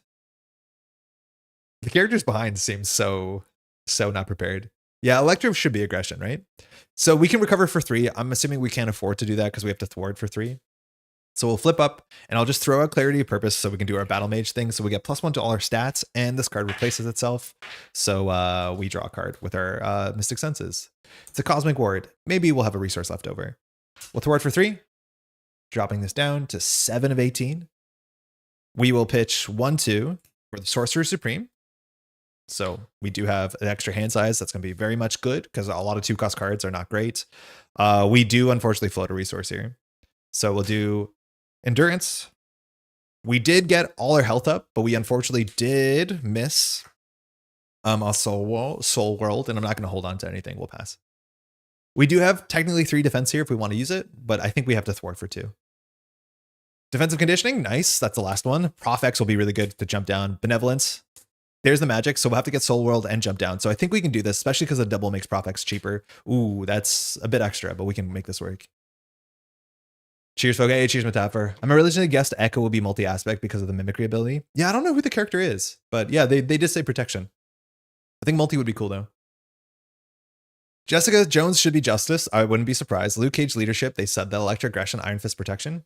Yeah, that makes sense. Jessica Jones is a PI, isn't she? This goes to 9. All right, Hela is attacking us. Again, we could knock out Hela if we want some breathing room. It might have been okay to do that by this point. So the most damage she can do is 5. She's instead going to do 2 plus this. I think this card actually doesn't do anything. It's back. So this says gains boost equal to the number of side schemes. Okay, good. So we just take 2 damage. We love a turn where we don't take that much damage. 1 counter card. Hela's Crown. Okay, this is fine. The one that gives her Stalwart is a bit worse. So she gets +1 scheme, and after Hela's schemes, give her a face down boost card. And we can't get rid of this. The only way we can is by defeating Hela. So that encounter set, we only took 2 damage. Very, very good. We need some breathing room here. Now I'm going to use Battlefield Benevolence to draw a card because currently the 2 energies or the 2 doubles, they line up okay, actually. But we need to make sure that we're figuring out how to play Quantum Magic to get our Soul World back because we need to get a Soul World back. It's very, very, very important. So not Soul Sword, but Soul World. Soul Sword. Okay, so I think we can just trade a card. We don't need this Confuse, so can't pull up Soul World. It's too hard. I can't do it. Soul World. Excuse me. So we are going to throw out Battlefield Benevolence using our hero text, remove 2 threat, and draw a card. So we're going to draw instead Magic Attack. Nice. Okay. Then we'll use Magic Attack and a double to play Prof. When Prof X enters play, we'll of course confuse Hela. We're not going to get the chump block with Prof X, but maybe we actually will stay up 1 turn. Yeah, I think we can afford to. So confuse on Hela, 3 health. Echo's native indigenous deaf superhero who basically has the same ability as Taskmaster, hence the name Echo. Is it like photographic? Like the sort of, I think they say photographic, right? Photographic reflexes. Echo will exhaust and pay the cost of a copy of Hero's event played by you or someone else. That's what I'm worried about, is that if Echo is like Rogue, it's a sort of hero that I would just never play because it only makes a lot of sense when you play multiplayer. And it's cool to have multiplayer specific heroes, but it's like, yeah, it's like Rogue. She's just not interesting for me. Okay, so we can play Soul World. We'll just use Prof X to thwart 3. So 7 goes into 4. We will thwart for 2 because recovering is not going to be an issue, so that's good. We are not going to deck out, so we can get a chump block with Prof X and then duck out next turn. But if we want to go get our thing back, we have to do something a bit awkward here, which is like basically play Quantum Magic and then use the other card to play for Soul World. So we'll functionally spend 3 cards to get our Soul World back so we can do the thing that we can do. We ripped Soul World relatively early on, and then it's in play now. Okay. So now this gets counters when we deck out, which will happen soon, and then we can hit the button that will recover us pretty heavily. As much as we won't have 37 health in this game, we'll probably have somewhere around 20. Seems still fine. We'll pass. Is his name in the comics actually just Purple Man and not Kilgrave? I think it becomes Kilgrave. I'm interested for his actually Croatian name because I've heard he's from former Yugoslavia and from a family that emigrated from Yugoslavia. That is kind of sick, as much as, of course, they're a villain. But yeah, I think there actually is a name. Purple Man is by far the creepiest villain I've ever encountered in Marvel, and I'm excited to punch him. I couldn't think of the name.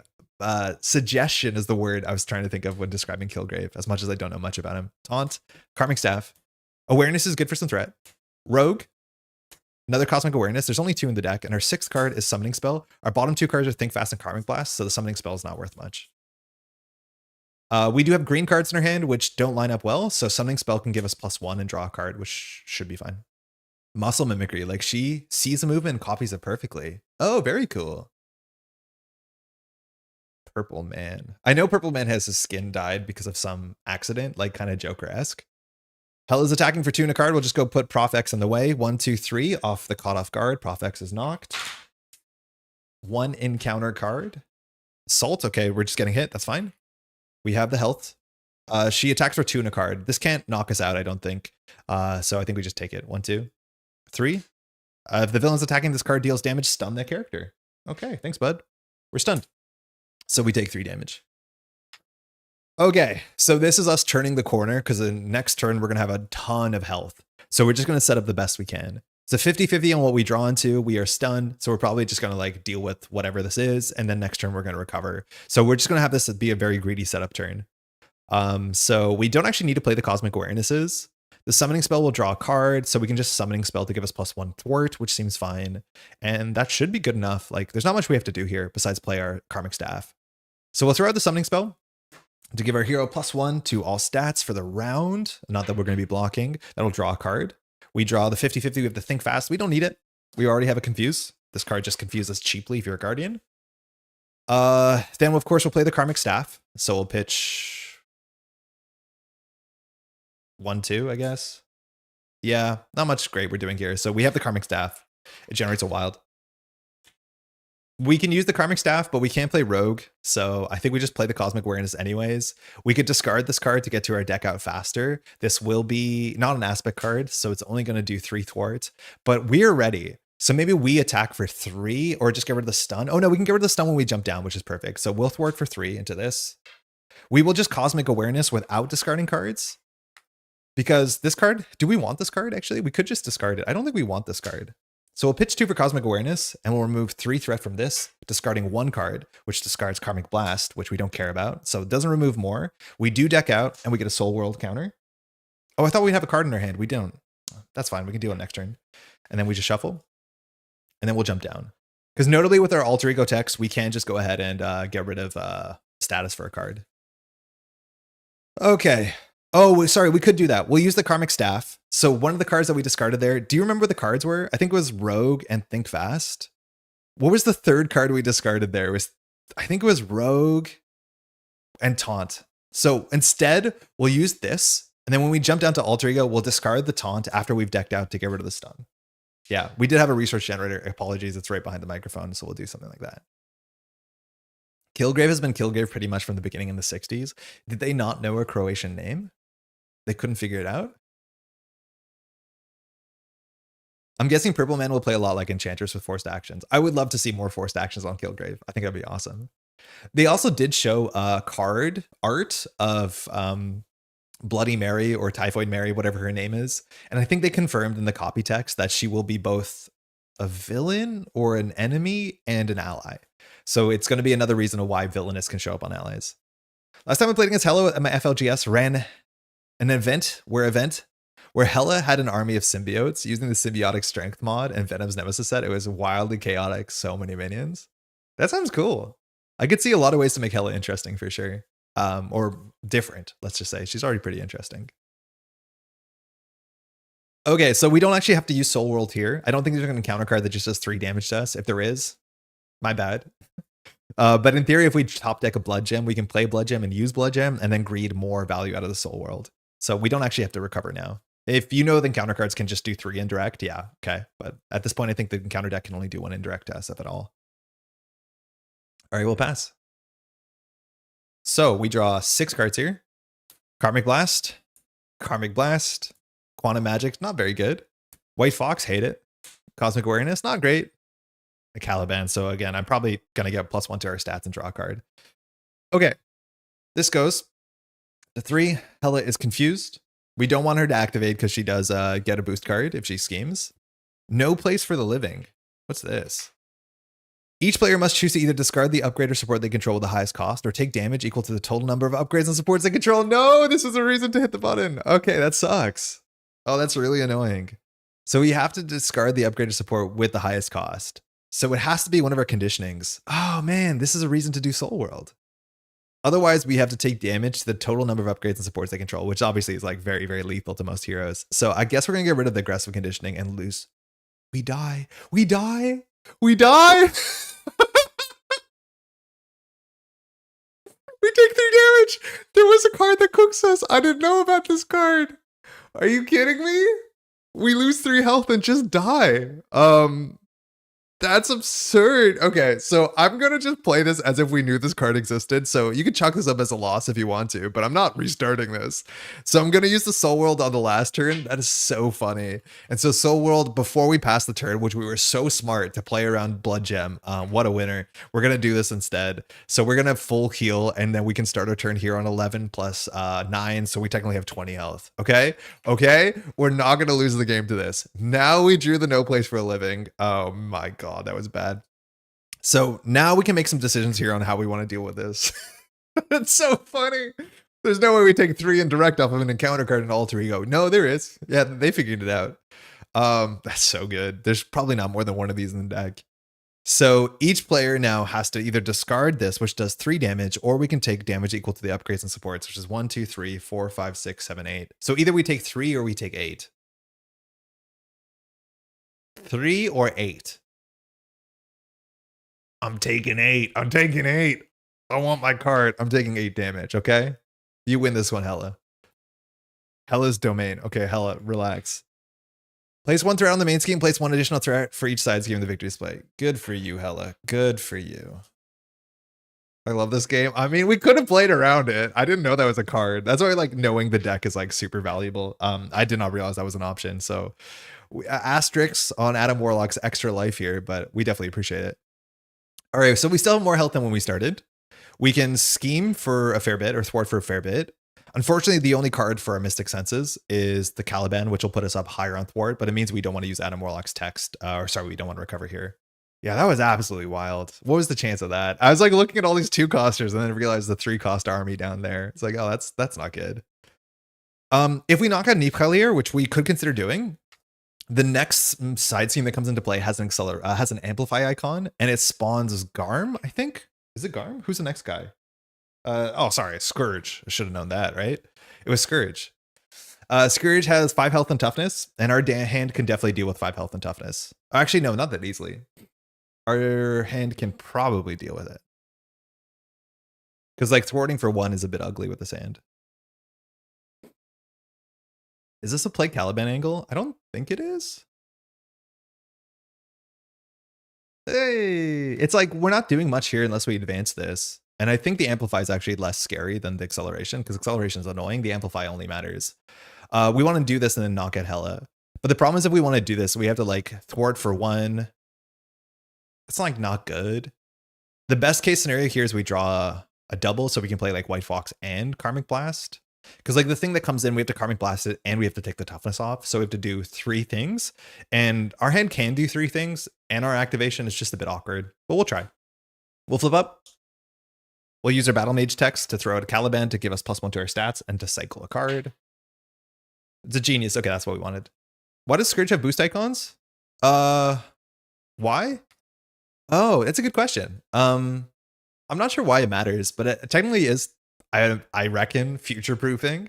If there's a card that says like, oh, every minion attacks you, they get +1 for every boost icon on their card, which is something we haven't seen before, but like I could see that being an interesting mechanic to interact with. It's funny though, because we've actually seen like permanent cards that have icons on them that do matter, right? Like, what is the card for? Like this came up when I played with against the Zack set with Zap. I think it was Zap. And then you're like, why does my permanent card have icons on it? And it's because sometimes cards like this care. This one's about your hand, but sometimes it cares about the table. I don't know. It's a good question. They all do, for what it's worth. And Garm actually has fewer icons on it, so like they do actually get stronger. But yeah, I guess extra design space. That's neat. It's a good question. Okay, so what are we gonna do? Somebody has to deal with this. We have one digging deep in our deck. I assume we will just thwart for 3, which is a bit extra. All right, Neep-Khalier is defeated. That means Hela actually gets stronger. Is this a mistake? Is this a mistake? So when defeated, the first player reveals Galabru and Scourge deal each other player an encounter card. So one card is in the victory display. I'll put it here. That means Hela's stats go up and she gets more health. So the villain recovers 3 and now she's a 3/4. So maybe not the right turn to do this, but there was nothing else we were doing on this turn. Okay. Excuse me, Scourge. Toughness. 5 health.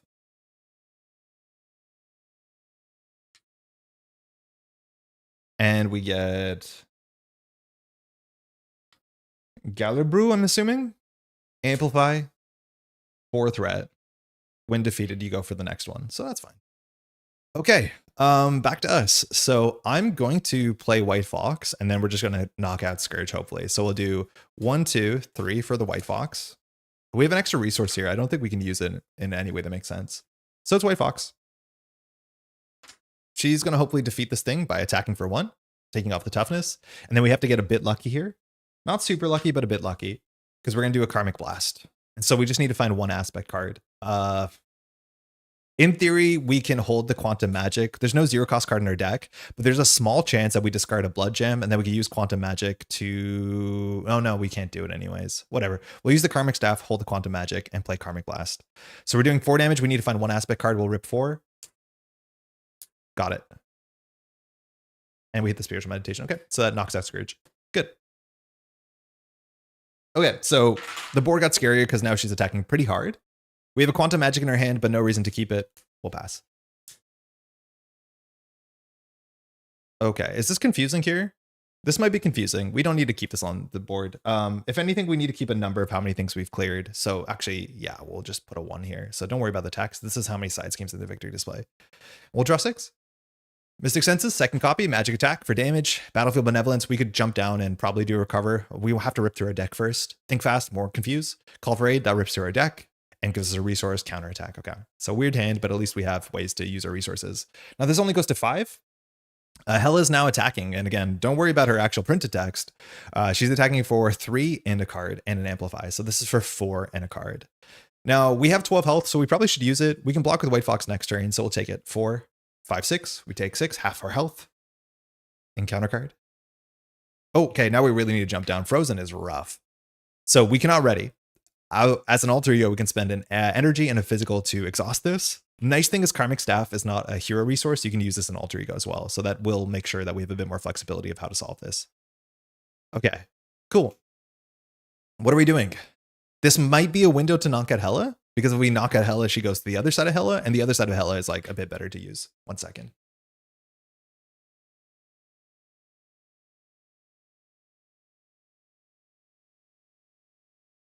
Excuse me.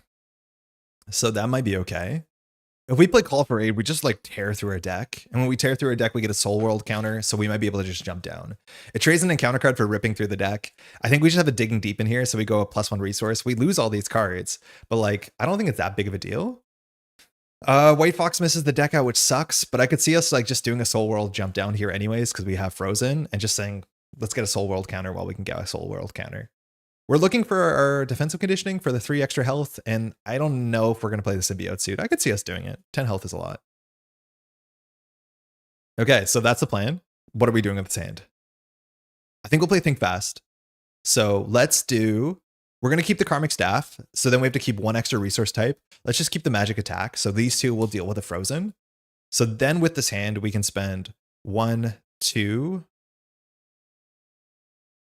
Oh, we could hope that we draw a resource of the right type. We have to draw physical or an energy here. But the best thing we could possibly do is like play our second Mystic Senses, then discard a card and hope. Losing Symbiosis to no place for a living sounds terrifying though. Yeah, it'd probably be pretty bad.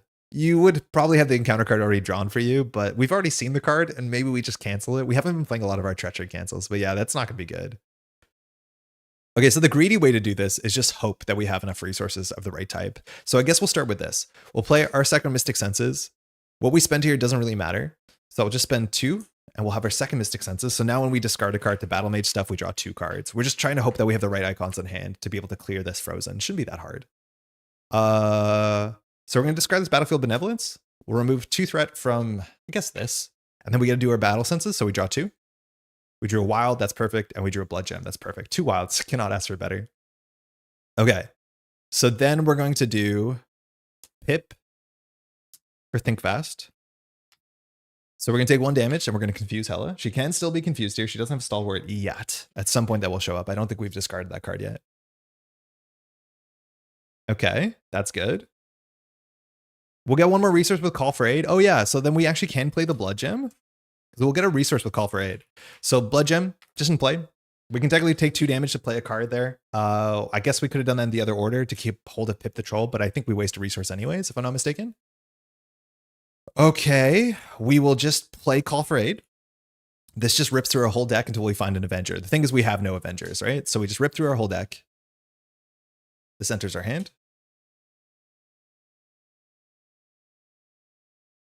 Okay, all these go into the deck, get shuffled back. This misses, we get an encounter card.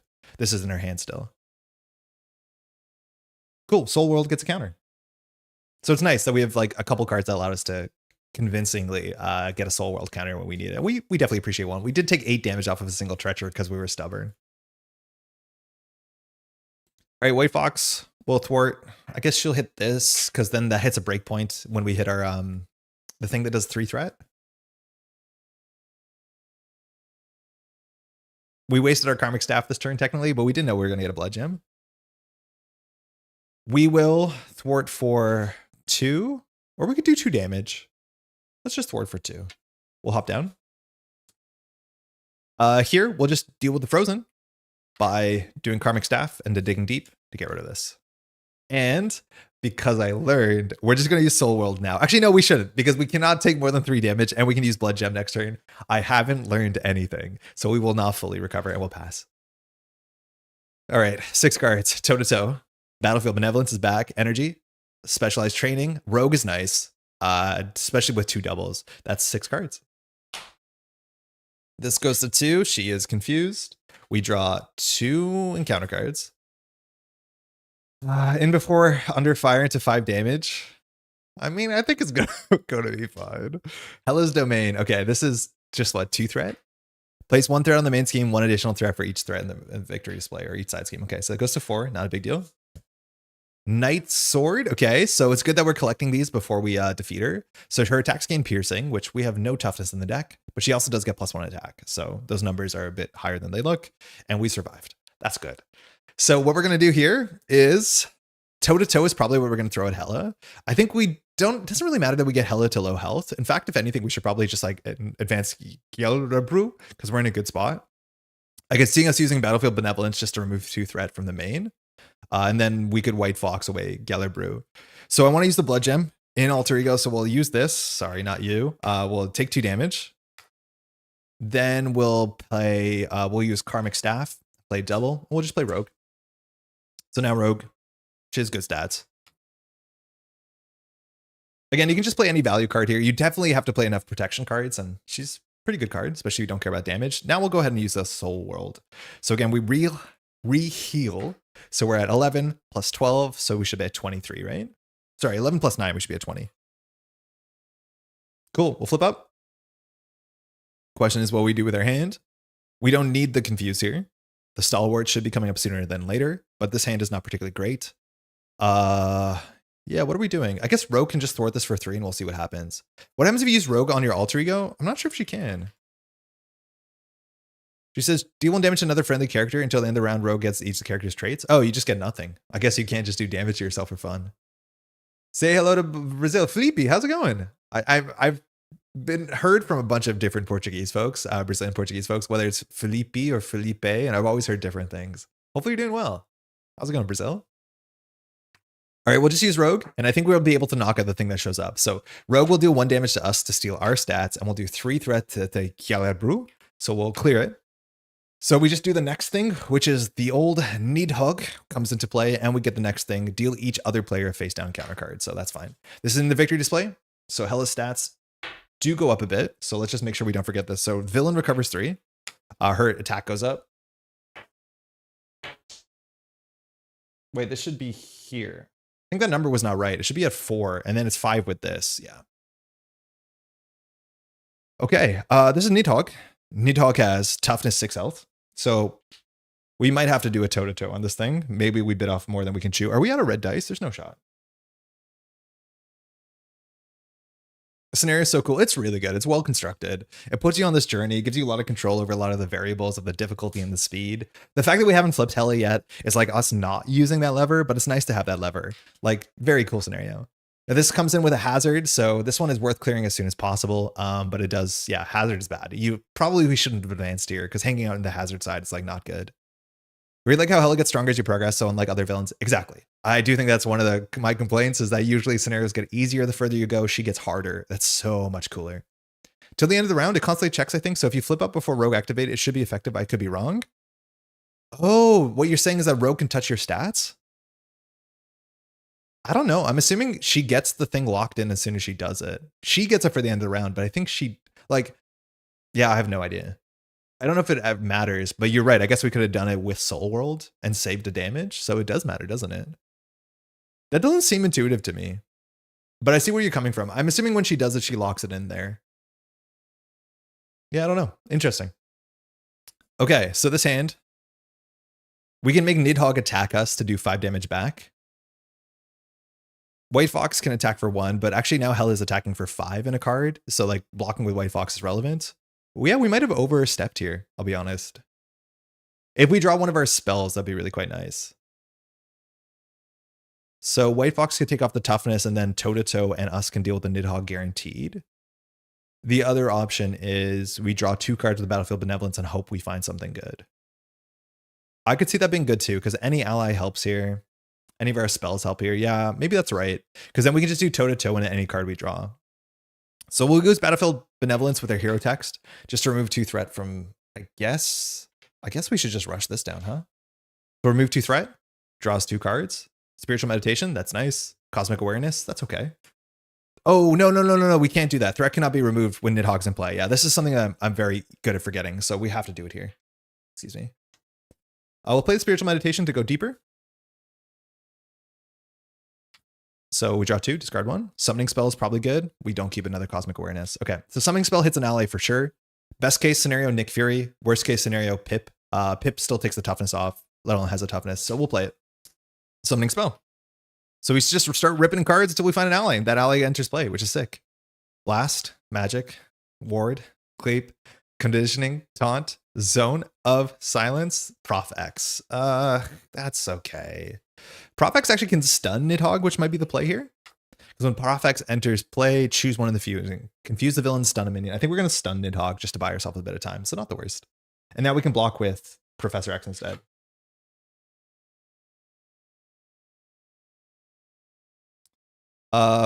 Funny enough, toe-to-toe is still playable because the way that toe-to-toe is structured, choose an enemy, the enemy attacks you, deal 5 damage. None of those are a cost. So if the enemy doesn't attack you, you just get to do 5 damage to a stunned enemy, if I'm not mistaken. That's kind of sick. It's actually pretty good. Kind of slick. All right, so now we have a couple of panic blockers here, so I don't mind using White Fox to take off the toughness, so she will. She's defeated. Cool. Prof X can only thwart this unless we knock out Nidhogg. Yeah, I mean, that's fine. I have to remember we have Dauntless. We might have forgotten this a couple times because I think we had overhealth, so we might have actually missed some damage on Hela. Profex will block Hela, so we can take the Nidhogg attack, and Nidhogg will get knocked out by Dauntless. That seems fine. Otherwise, we can just do toe-to-toe Nidhogg attack defeats Nidhogg. That's probably better because then we can use Profex on this. So we'll attack for 2, and then we'll just play toe-to-toe. So again, I don't think it matters that it can't attack. Choose an enemy. The enemy attacks you. Deal 5 damage. Those are not associated claws. We knock out Nidhogg. All right, so we've knocked out all of the massive mystical creatures. We're left with the spec training in our hand. It doesn't matter. And then Profex can work on this. All right. Good turn. Actually, quite a good turn. I thought that was bad. Summoning spell into Profex off of the spiritual meditation is exactly why all those cards are so good.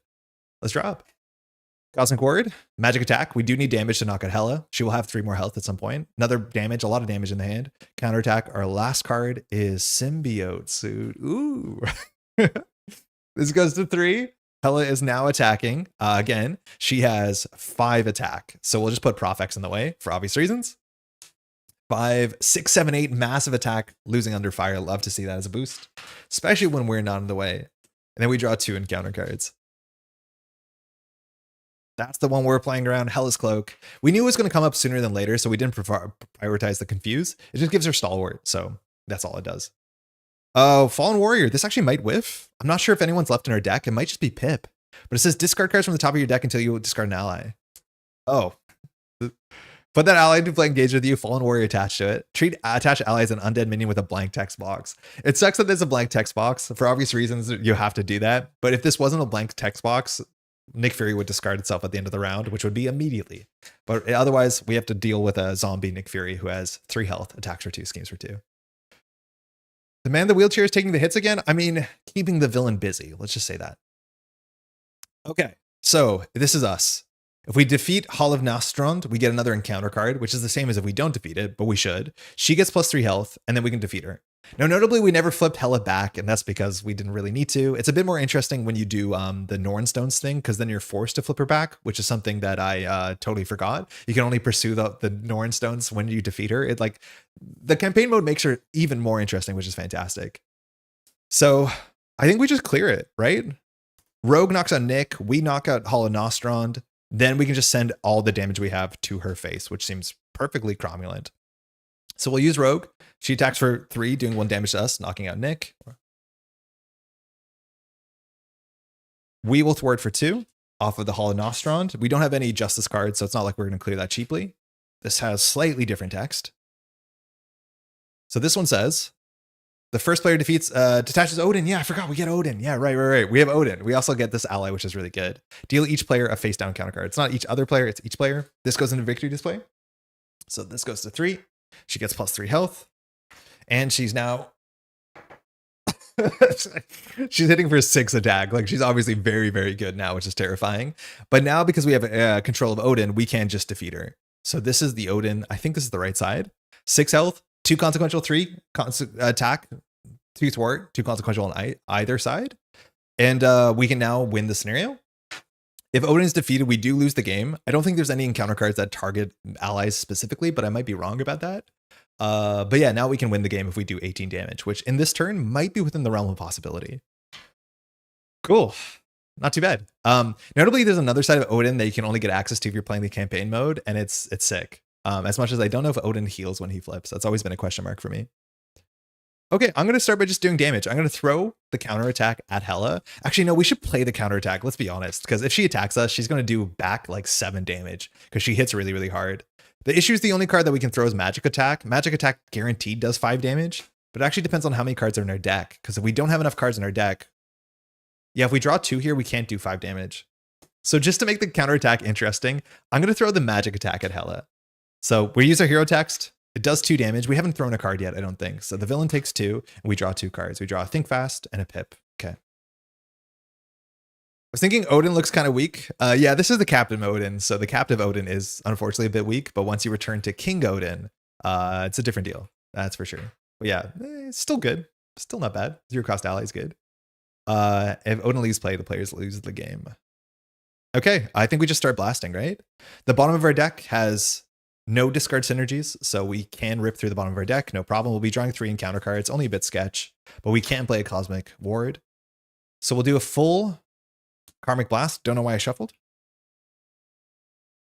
So we're going to do 4. We're going to discard all cards. In theory, we should decide what goes back into our discard pile first, but none of these cards are worth putting in our discard pile before we deck out. So 4, 5 damage. We deck out. This is in the discard pile. Draw a second encounter card. The villain goes down to 11. So I don't think we have lethal this turn, but we're not far off. We still have 1 resource generator with a blood gem. 18 health should be healthy. We'll just use Odin to attack for 3. Taking 2. Down to 8.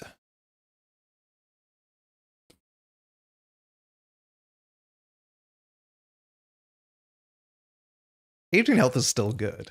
It's not 37. It's still quite good. You forgot to ready Karmic Staff last turn? You for real? That does seem right. It is right behind the microphone, and I don't remember using it. So maybe we have an extra resource. Thank you, Moon. It's really easy on YouTube to go back and check, which I appreciate the help. Okay, our hand has a counterattack, which we'll definitely play. We could play Symbiote Suit, but we don't need to. So this counterattack will return damage. So while we're incentivized to, well, actually, sorry, we're not incentivized to block with Odin. It'll cost us the game. And then I think we're just going to go ahead and use Cosmic Ward to play it. We can take 3 damage to play Pip. So we will. Or not 3 damage, 2 damage to play Pip. So we'll take 2 and we'll put Pip the Troll into play. We're not going to activate with Pip the Troll. Pip the Troll will be our security blocker, has toughness. It's fine.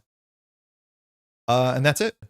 We'll pass. We're ready up. We should have lethal this turn. In fact, there's a chance we have lethal this activation because the counterattack can easily do 8 damage back because she's attacking for 6. We just need a big enough boost.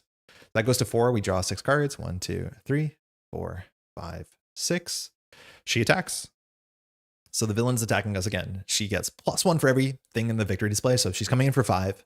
6 with Night Sword. The piercing does matter for Pip, actually. So that's kind of funny. We might as well have attacked with Pip. Yeah, we might as well have attacked with Pip because she has piercing. Yeah, there's no reason to hoard that. So she just takes 1 more. So she's attacking us for 5, 6. We'll take it to the face. 7, 8 is the boost on Legions of Hell. So we take 8 damage. And we'll fire a counterattack that says, after you take damage from enemy, discard counterattack, deal an equal number of damage back. Good game. So we did need the Pip the Troll damage, but it's nice to have that there. And Hela is finally defeated. And because we control Odin, she does not regenerate. So we didn't see the backside of her. All her attachments technically would be discarded, but the game is over, so it doesn't matter. And that is it. We want to look at the counter cards we would have drawn. This adds 2 gains threat, I think. This would be canceled. And this just says exhaust each ally in play. That's a pretty bad one. But otherwise, we're in a good spot. That's it. This deck is sick. It's really genuinely sick. We rushed out our health early, which is good. We never got fully to our health because our side scheme was not worth playing, let alone Symbiote Suit came a bit too late. But you see why having health just solves so many issues. And then you can play all these like resource generators that care about taking damage, let alone you can play all the cards that force the villain to attack you to get some benefit from it, which is really quite awesome. It's really nice. It's like genuinely so cool to have 37 health and see what the game turns out to be like when you have 37 health, let alone with all our extra hand size and our extra Mystic Senses hand size. Just having a 7 health, 7 hand side hero is an absolute treat. Yeah, that was the best use of counterattack I think I've ever seen. Usually it's like kind of mid. It's not bad as a 1 for 4, 1 for 5, and you do take attacks to the face, so it's maybe a bit better than I think it is. It's just against certain villains, it's like a 1 for 3. It's nice against minions. It's nice that it knocks out minions without wasting a Karmic Blast. Yeah, it's such a unique deck. Again, shout out to Game Design Raccoon, has a YouTube channel talking about custom card designs. But like, I'm really excited to watch more of Game Design Raccoon's decks because they're fascinating. There's some really good decisions in them, and they're not like very, very straightforward, which I appreciate a heck of a lot. Yeah, 1 for 8 damage is pretty OP, but like also being comfortable to take 8 damage to the face is not something every hero can do. So it is even more conditional, especially being an aggression card, right? Like if this card was a protection card, it'd be in some ways wacky, but actually protection likes to defend, so it wouldn't be that good. Because this is the amount of damage that you were dealt, right? Or take. So I think take is reduced by your defense. I forget the difference between take and dealt. They always sound super, like they overlap. All right, we have been streaming for about 3 hours. At this point, we usually stream for another half an hour, but this deck does take a while to get through things. So I'm not sure what we should do with this time here. What do we do with this time? This is a really awkward amount of time. If we start another game, it'll be another hour, and I don't think I can do another hour this Sunday afternoon because there's a whole bunch of stuff I need to catch up on. So that might just be it. Does anybody have any comments or questions? I don't know. If you have any questions, if you want to talk about a topic, we can definitely dive into it because I will just sit here for like the next minute and see what chat delay brings us. But yeah, we might not have enough time to do another game. The attacker deals damage, you choose to defend, then you take the remainder. Okay, yeah. Man, I wish those words were slightly different, but I can always convince myself that dealt is the last part or take is the last part. Velma's Diner this week, yeah, for sure. Best case scenario would be Wednesday. This week is difficult because I have something, not Monday night, so maybe we'll do tomorrow night. Maybe we will, but it's not going to be a consistent schedule. For Velma's Diner, my plans are to continue on with the campaign. So we're going to go on the second scenario. My guess is we're heading west. I've already upgraded the deck, which is really fun. And I do think in front of Velma's Diner, we will also open one of the boxes that we haven't opened yet. So I'm assuming we'll open the Guardian and we'll just do a deck review, like an unboxing and a card review. Not that you can use any of the cards, but I think we'll do that at the beginning just to add a bit of length to the stream. But also I just want to open these decks and I feel like I have to do them on stream. So that'll probably be Monday night, maybe Wednesday night. Usually I have my regular Arkham on Monday, but I think we are not playing this week. Maybe I'm wrong about that. I'm pretty sure we're not playing this week. Thing like dealing cards, I deal a card to you, you take it and add it to your hand. You can't take a card that wasn't dealt. Andy, that's really good. I always, whenever I hear something like this, I think of how I can misconstrue it. Is there any way I could remember there's a rule and get it backwards? And this one actually seems really good. The card was dealt and then you took it. That makes sense. How do you choose decks for the streams and for videos for Marvel Champions? That's a good question. There's a couple things we do. Firstly, I have a Google Drive where I record every hero in the game and whether I have played a campaign with them and then which aspect I played them in. And so I've been recording that since the beginning of 2025 and there's a lot of heroes, of course. And so there's still a couple characters that I haven't played a campaign with, so they generally get priority. Now the issue is a lot of the characters that I have left over are the characters that I'm not excited to play or they're not that particularly interesting. So sometimes there's outliers, but I do go out of the way to try and see if I can build something interesting. And Adam Warlock was one of them. So I wanted to see an Adam Warlock deck. For instance, we haven't played a Spectrum campaign in about a year and a half. And like, it's hard to get me excited about Spectrum. Every time we played Spectrum on stream, it's been an absolute unmitigated disaster. Speaking of that, I'm going to move this water over just in case the word disaster sparked any, I don't know, some of the Final Destination style trap. The other thing I do is often if I think of a card interaction that I think is interesting, like a lot of this too is they show off things that I think are fascinating. So sometimes you hear a conversation online where people mention a 2-card combo. Sometimes I hear a sentiment online that I agree or disagree with, and I wanted to show my take on it. So like I hear a lot of people dunking on Falcon. And so I want to play a Falcon deck that like shows off why Falcon can be interesting. That's probably something we'll tackle in the near future. Sometimes it's also just like I feel like something like, oh, I haven't played Winter Soldier in a while. Winter Soldier's fun. Let's play Winter Soldier. Or like Tiger Protection is something we've promised to do on the channel for a moment now. So we should get to that. But it's like a bunch of different small things. It's usually a mixture of what I haven't done in a while and also what I think will be interesting. It's really easy to play a Justice deck that's not particularly interesting. I guess we did do that on stream a couple days ago. But yeah, it's generally something weirder. Sounds like a reason to play Spectrum. I mean, technically it sounds like a reason to play Spectrum. It's just like, I don't know what to do with Spectrum. Last time we played Spectrum on camera, we played like Aerial Justice and it just sucked. Sorry, Aerial Leadership, not Aerial Justice. Oh, sorry. That's why I said leadership as well. And it just wasn't great. I don't think Spectrum was the best form flipping design they've made. And when it comes to solo, her like downsides are very much kind of obvious because your stats are bad. Your stats are really bad. When you play leadership, it's nice that you have allies because your one defense stat means blocking is useless. And if you just get double attacked in the villain phase, you're cooked. I think Spectrum with multiplayer is a lot more interesting, but some of her cards are clumsy. Her kickers don't feel great. There's a couple interaction points that feel like they should work that they don't. She's like not my favorite. That should be obvious by this point. My partner really enjoyed her when we played her two-handed, which was great, or like a 2-player campaign. There's more unexplored space in each color pie, especially with deal takes, spikiness, and protection. What do you want to see out of the upcoming hero cards or villain designs? Ooh, that's a cool question. I don't know too much about Daredevil. I'm kind of convinced that we need to find a perfect block or perfect damage archetype. I think we saw actually the beginning of this when they talked about the article, I want to say in the, was it in the, like the China shop and the antique shop where you were punished if you didn't do exact damage to a character. I think that's interesting, and that's the sort of thing that like Falcon abstractly would be good at. But if there's an attack that does exact damage, does it have an upside, like draw a card? That would be sick. Like if you had a hero that said, if you do exact damage or you do exact block. So basically you're not wasting anything. It's like the opposite of overkill. Getting a benefit for that would be really fun. And then you have cards that can boost your stats or decrease your stats with conditionals. I think that'd be very, very, very cool. Overkill for thwarting, I also think is something that we haven't seen yet. And you can do that in different ways. Like overkill for attacking isn't honestly that good usually. Particularly this is a solo problem. I think that's another thing that can be really explored with. I want to play with cards that have other like resource engines in them. Who am I thinking of? But like anytime that there's something in the game that can be used in a different way, like, you know, milling cards from your deck being a resource is really fun when it comes to Domino. More of that stuff is great. Falcon seems to have a smear campaign against him. I get why people don't like him.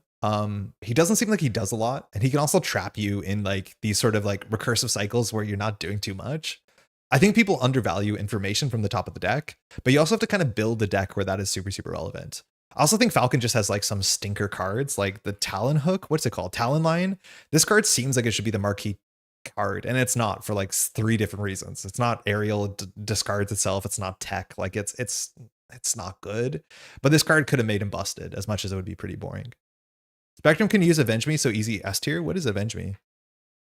Oh yeah, but everyone can, right? I guess every Avenger can. This is like, again, I don't mean to say this as like a negative, but it's really easy, for better or for worse, to play this game where you just put, like, I'm playing leadership, I play a bunch of leadership allies, I play Avenge Me, and you'll have a very good deck that sort of like beats Rodin on any difficulty decks. Like that can do it. That is not something you often see on this channel. And so like, I love Avenge Me. It's just such a fun card, but we need to find ways to make Avenge Me more interesting than just like, you know, value hose. It's easily value hose. What Arkham Gator would you want ported over? Oh man, I'm really bad at thinking of all the Arkham investigators all at once. Joe Diamond, original Joe Diamond, had a separate deck that you could shuffle it and play the top card of it cheaply. And that technically makes him close to, you know, the deck that you get in, what's his name? The Doctor Strange. As much as people don't like Doctor Strange, I think Doctor Strange is a sick design and it's actually really, really fun. I think Doctor Strange is so fun. If you play on a hard campaign, Doctor Strange is fun. I think that's cool. It seems like we might get something like that with Daredevil, where there's a separate deck you can interact with. I think that's sick. Interesting. I'm surprised we haven't seen adding threat as a downside to powerful cards. Like we only started to see this a bit. What was the leadership character? I think they might have been Wakanda. They were an ally that said like, whenever this person attacks, put 1 threat on the main scheme. Like having that sort of, you know, risk management game that is only largely applicable to what's his name? Deadpool. We haven't seen enough of that too, like the sort of Doom archetype in Arkham, which is not everyone's favorite archetype, I don't think. But I'm surprised we haven't seen more of that, where it's like this comes with a downside. I guess the closest we have is like One Way or Another, but that card just seems like all upside, let's be honest. White Wolf, yeah, that's the one, right? I'm surprised we haven't seen more cards like that. I think Justice saw a couple of those recently, like Scarlet Witch draws a top card in the counter deck. Those seem less interesting. I don't know. Doctor Strange is fun regardless, people are tripping. Doctor Strange is so fun, and like he's very powerful. But one of the things that happens with a lot of decks is like, I don't know, it depends what aspect you're playing, but it's very easy. And talk about like leadership allies, you know, slop with Avenge Me in it, that your aspect cards or your Nick Fury cards become more powerful than your deck. Like there's a lot of decks where like your cards are okay to workhorse, and then the best cards you put in your deck are like recurring Nick Fury infinitely. And Doctor Strange doesn't have that issue. Like Doctor Strange plays Doctor Strange cards, and I love that. It's really fun. Valkyrie is one of my faves that most don't like. Oh yeah. Valkyrie is like, who was I listening to? It was Masked Hero, I think, was doing a tier list, and they're talking about how Valkyrie ends up on their hero list. And one of the notable things about why Valkyrie is so interesting is that Valkyrie is like clearly not great. And Valkyrie is like 1 or 2 words or numbers away or from being very, very interesting. But unfortunately, like it's just slightly scuffed. And if you ask me, like a big reason is Deathglow has this like permanence attached to it that it feels like it shouldn't. Because if you put Deathglow on the villain, you can't move it off. And the strength of Deathglow is that if you defeat them with Deathglow on it, you ready yourself. And that's really good when it's on minions. But if you put it on the villain, the only way to get it off is jumping down to Alter Ego, and you just can't do that. You can't jump down to Alter Ego, let alone her Nemesis set is so absolutely punishing, and her kit gives no ways to interact with it. It's like very, very, very rough. Some of my favorite games of Marvel Champions have been Valkyrie games. Like I do like Valkyrie a lot, and I have a soft spot for heroes that you feel like you're fighting uphill. She can be powerful. I remember playing against Ultron with her with a 3-player squad and just like wiping the whole board. It's just like the most fun when you can just knock out small minions and snowball forward. But yeah, just parts of her kit are just like a bit like Deathglow should be free. You should have better agency of how you can move Deathglow around, and then she would be kind of cool. Sometimes that's the upside. It just doesn't feel like the upside should be like, did you decide where Deathglow goes intelligently because you can't remove it? It feels like Deathglow should be way more mobile than it is. We need more linked cards because it's an LCG that is a true unique advantage, having cards delivered together like the new recruits and X-Men thing. Oh, Lion, I get where you're coming from. Linked cards to me are a bit expensive when it comes to design, because when you make a linked card package, you're putting in, a product that you can sell 5 or 6 cards in functionally a 1 card slot. Obviously, it's a bit more like interesting than that. And we were playing Frontline Specialist, which is one of my favorite specialization cards because the decks I've played are some of my favorite decks. I love brawler decks that can just get hurt. The issue you have to watch out is like, if those cards are bad or uninteresting, you lose 5 cards, right? Like, it's cool that you can shoot your shot, but if your shot misses, it feels painful.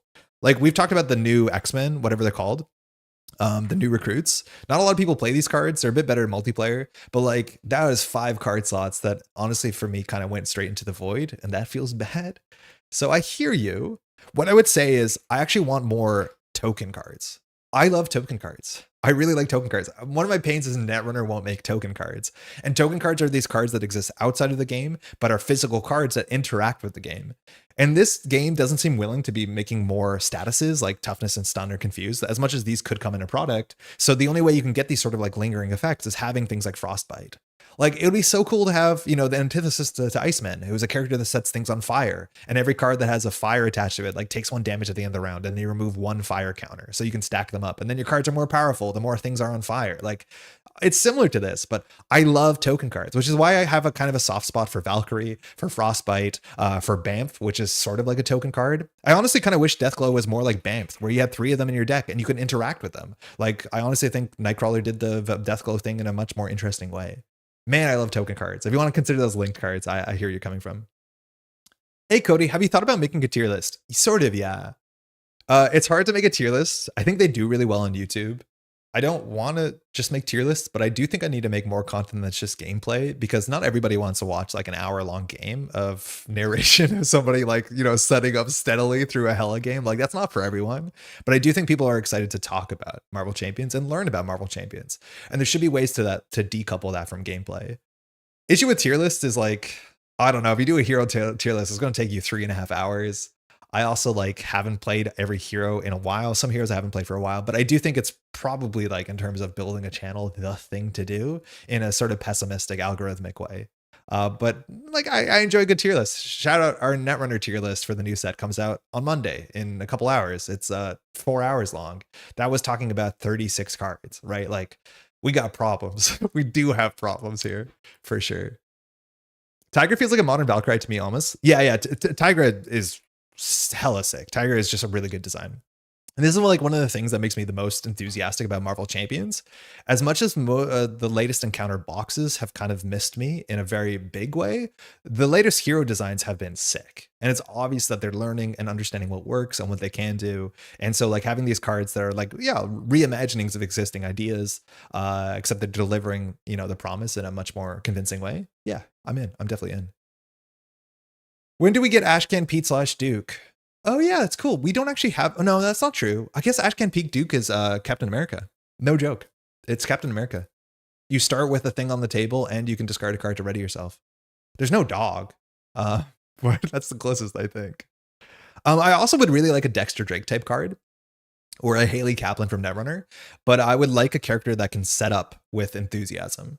So Haley Kaplan was a character from back in the day in Netrunner that said the first time that you install a card, so play a card, you can install another card from your hand taking no actions. Now Netrunner is a bit different because you have a limited amount of actions in your turn, but the idea is if you play 2 upgrades, it only takes 1 action instead of 2, technically upgrade equivalents in that game. And having a card like that would be kind of sick. Like if you play 2 upgrades, the next one is free or cheap would, it'd be interesting because it'd become a deck building problem. Events get less good, stuff like that was good.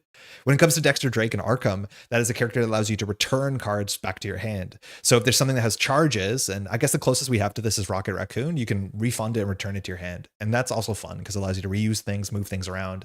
I really wish there was more tech synergy too. I think that's maybe a thing is outside of these cards are so good. What is the card that says, discard a tech card, get +X to your stats, ready yourself? Those sort of cards just build archetypes overnight. Man, I want more cards like that. I want traits to matter more, which is good. Who's your least favorite hero in the game? I'm so bad at answering this question because I need to say a list of all the heroes at once because I can't remember that many heroes at the same time. Repurpose. Yeah, thank you. Yeah, those are the sort of cards that are just so big to the game. They make you look at cards they haven't looked at before. They open things up. They're just good. We need more cards like this, and I don't know. Hopefully we get them. Yeah, more tech support. Tech is just so fun. I'd love to see a character like Susie, where you eat your own cards, maybe Galacta or a similar character. Oh yeah, I haven't actually played a campaign of Susie. Susie has really interesting upgrading, which is not something you get in this game. But yeah, eating your cards for cost. I get, for what it's worth, like Adam Warlock is not that far off of it. Discard a card from your hand to get forward to tempo and draw cards. Like people apparently don't like that. I don't know why, but Hela is a callback to Lord of the Rings designs. Are there any scenarios that would slap in Champions? Oh, I have a pretty robust, if not full collection of Lord of the Rings, but I've played only about 25% of it. So I'm not going to be good at answering that. I do want to say that a lot of the scenarios that do the Lord of the Rings things where it's you want to keep like threat starts on the scheme and then you go downwards to advance. Those are actually relatively well received in the Marvel Champions community. I think people like those a bit more than you think. I do think there's a chance that the card chase will feel like that, which is cool. LCGs are in general fun for deck builders. I think they're embracing them more with cards like Cameo and so on. I disagree. I actually disagree with this. This card is such a disappointment to me. And I know I've talked about this before, but Cameo seems like it should be a total joy, both for telling stories and also just because it's a fun card that unlocks so much of the card pool, right? Like it seems like it's for purpose. But like, I don't know, because I haven't played Cameo myself, but also the only Cameo decks you see online that people are talking about are busted. Like, I don't understand this card. It's they didn't want it to be busted, so they gave it one of the most expensive downsides of all time.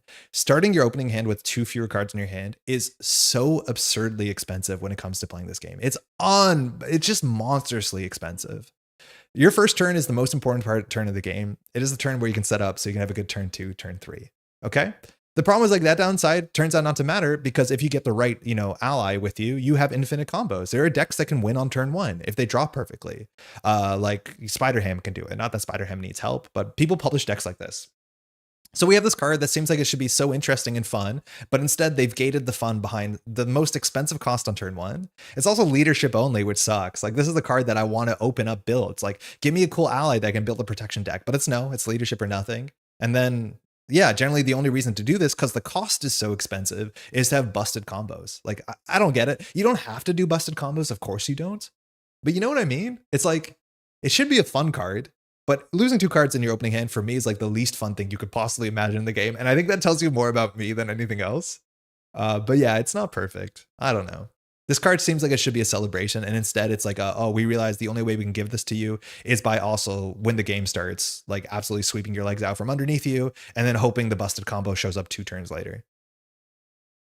Cameo made me look at my collection again in new ways. I do not play busted combos. It just made me excited and has brought me joy. I can't stop that. Like I'm very happy that that's the case. I think also the thing with Cameo that maybe like made it less amazing is that the more you look at it and look at the card pool, the more you realize that the unique ally specific the hero specific allies don't actually synergize well with anything else. So it's a smaller card pool than it looks like. I don't know. I'm definitely a curmudgeon on this one, and this one's bringing a lot of joy to people, and I'm very happy about that. Of course I am. But it just like does not line up to what I want from this game. It's weird. It's all over the place. There's so few allies that work with Cameo that are discarding 2 cards, and that's a huge cost. Exactly. And so it seems like, at least to, optimal gamers or whatever that group of nerds that I'm in apparently, is that like the only reason that is worth paying that expensive cost is busted combo. I'd rather this card had no aggressive cost attached to it and they just said have fun. Who cares if you find a busted combo? Because they're going to find a busted combo anyways. But why can't I have fun with this card? -2 cards is so anti-fun to me. I don't know. I appreciate that you have not done a tier list. I think they're overrated, which is funny, I guess. I mean, it allows people to talk about things and share enthusiasm. And again, algorithm pessimism and all that aside, and no shade at anybody who makes tier lists. Like they're great. They're fun. It gives people a reason to talk and share enthusiasm. And that's one of my favorite things. It's like, I don't like certain characters I don't care about. And then I listen to a podcast or a bit of a tier list, and I don't listen to a lot of tier lists. And people say like, oh, they're so excited about this hero that I'm not excited about for X reason. And then I want to play them. Right? Like that sort of enthusiasm is a big part about this channel, to want you to try things out and like, get more from what you have, enjoy your hobbies more, think more about them, right? Like that's the point. And so I think there's some upside to that. Spider-Woman pool leadership can use Mulligan to prevent the downsides of Cameo. You're right. That's cool. Mulligan's a sick card. Mulligan is such a good card. Really, really fun card. I'm not a big Deadpool pool aspect joyers, but yeah, Cameo's a good card. Well, sorry, Mulligan's a good card. Cameo 2, where I get to put a second villain into play, draw 2 cards. Now we're talking. Right? Like, okay, Face the Past. These are the sort of cards I love, where it's both about telling a story, but these have good upsides and have good costs associated with them. I just want to say that the cost to benefit ratio of Cameo just did not land, let alone if this was basic, I'd be excited. Will you be back on the winning hand? Oh, I'm assuming so at some point. It's some sort of thing that you're more invited on than you asked to. Obviously, at any point I'd be excited to. I definitely have like dropped the ball slightly where I need to like invite people to do. I promised I would invite people to do like multiplayer gameplay on this channel. Probably not a live stream, but a video. And I really look forward to that because I haven't barely played multiplayer. And right now people are really practicing for multiplayer because there's like conventions and stuff coming up in the States in the near future. So I'm assuming after I do that, I'll feel more comfortable being invited back on. But we've just been really busy doing, apparently we made a media empire. I'm running 3 YouTube channels at the same time. So like, yeah, it's been a bit much. But I hope to get to that at some point. Play for thematic purposes, joining Scarlet Witch to cap Avengers deck, for instance. Yeah, it's cool. You were doing multiplayer content. How would that look? How would it look? So generally it's over webcam. So I can do a cool thing where my overlay can also include overlays for other people's details. I'm assuming the nicest ones that I've really enjoyed is the ones that Winning Hand puts out, where Winning Hand pays for this like nice live streaming kind of podcast software where you basically, so what you see on the screen, I can make that my webcam. So it's very easy for me to appear in someone else's screen. And then you basically edit 2 webcams together and then just make it make sense. One person controls, you know, all the encounter stuff. The other person just plays their deck. I'm assuming I'm well equipped to do the show everything and do the villain as well, because I can pull up all the cards, but we'll make it make sense. It just takes some time also to research it and do the overlay and the technology behind it, which is just unfortunately another road bump why we haven't got to it just yet. Would you film in person? No, definitely not in person. It would be through webcam. Maybe at some point, like I have friends who play this that we could play in person. Like I do play 2-player card games in this studio, mostly Netrunner. So it's like possible. I just have to worry about the overlay and do all that sort of stuff. And again, that technical hurdle takes time. I just enjoy hearing discussions about cards. A lot of people do hero tier lists, but I think even something like ranking defense events or hero specific cards of some type is fun. Yeah, there's like weird tier lists that are like surprisingly compelling, like talking about like your favorite defense cards or, you know, whatever the niche that you can carve into. Sometimes it gets a bit silly, but yeah, I agree. I think just like people want to talk about the game they like about. It doesn't have to be like just ranking every hero. And even when it comes to ranking, it's like, do you want to rank power level or fun? And both of those are kind of entirely contingent on the environment you find yourself playing in.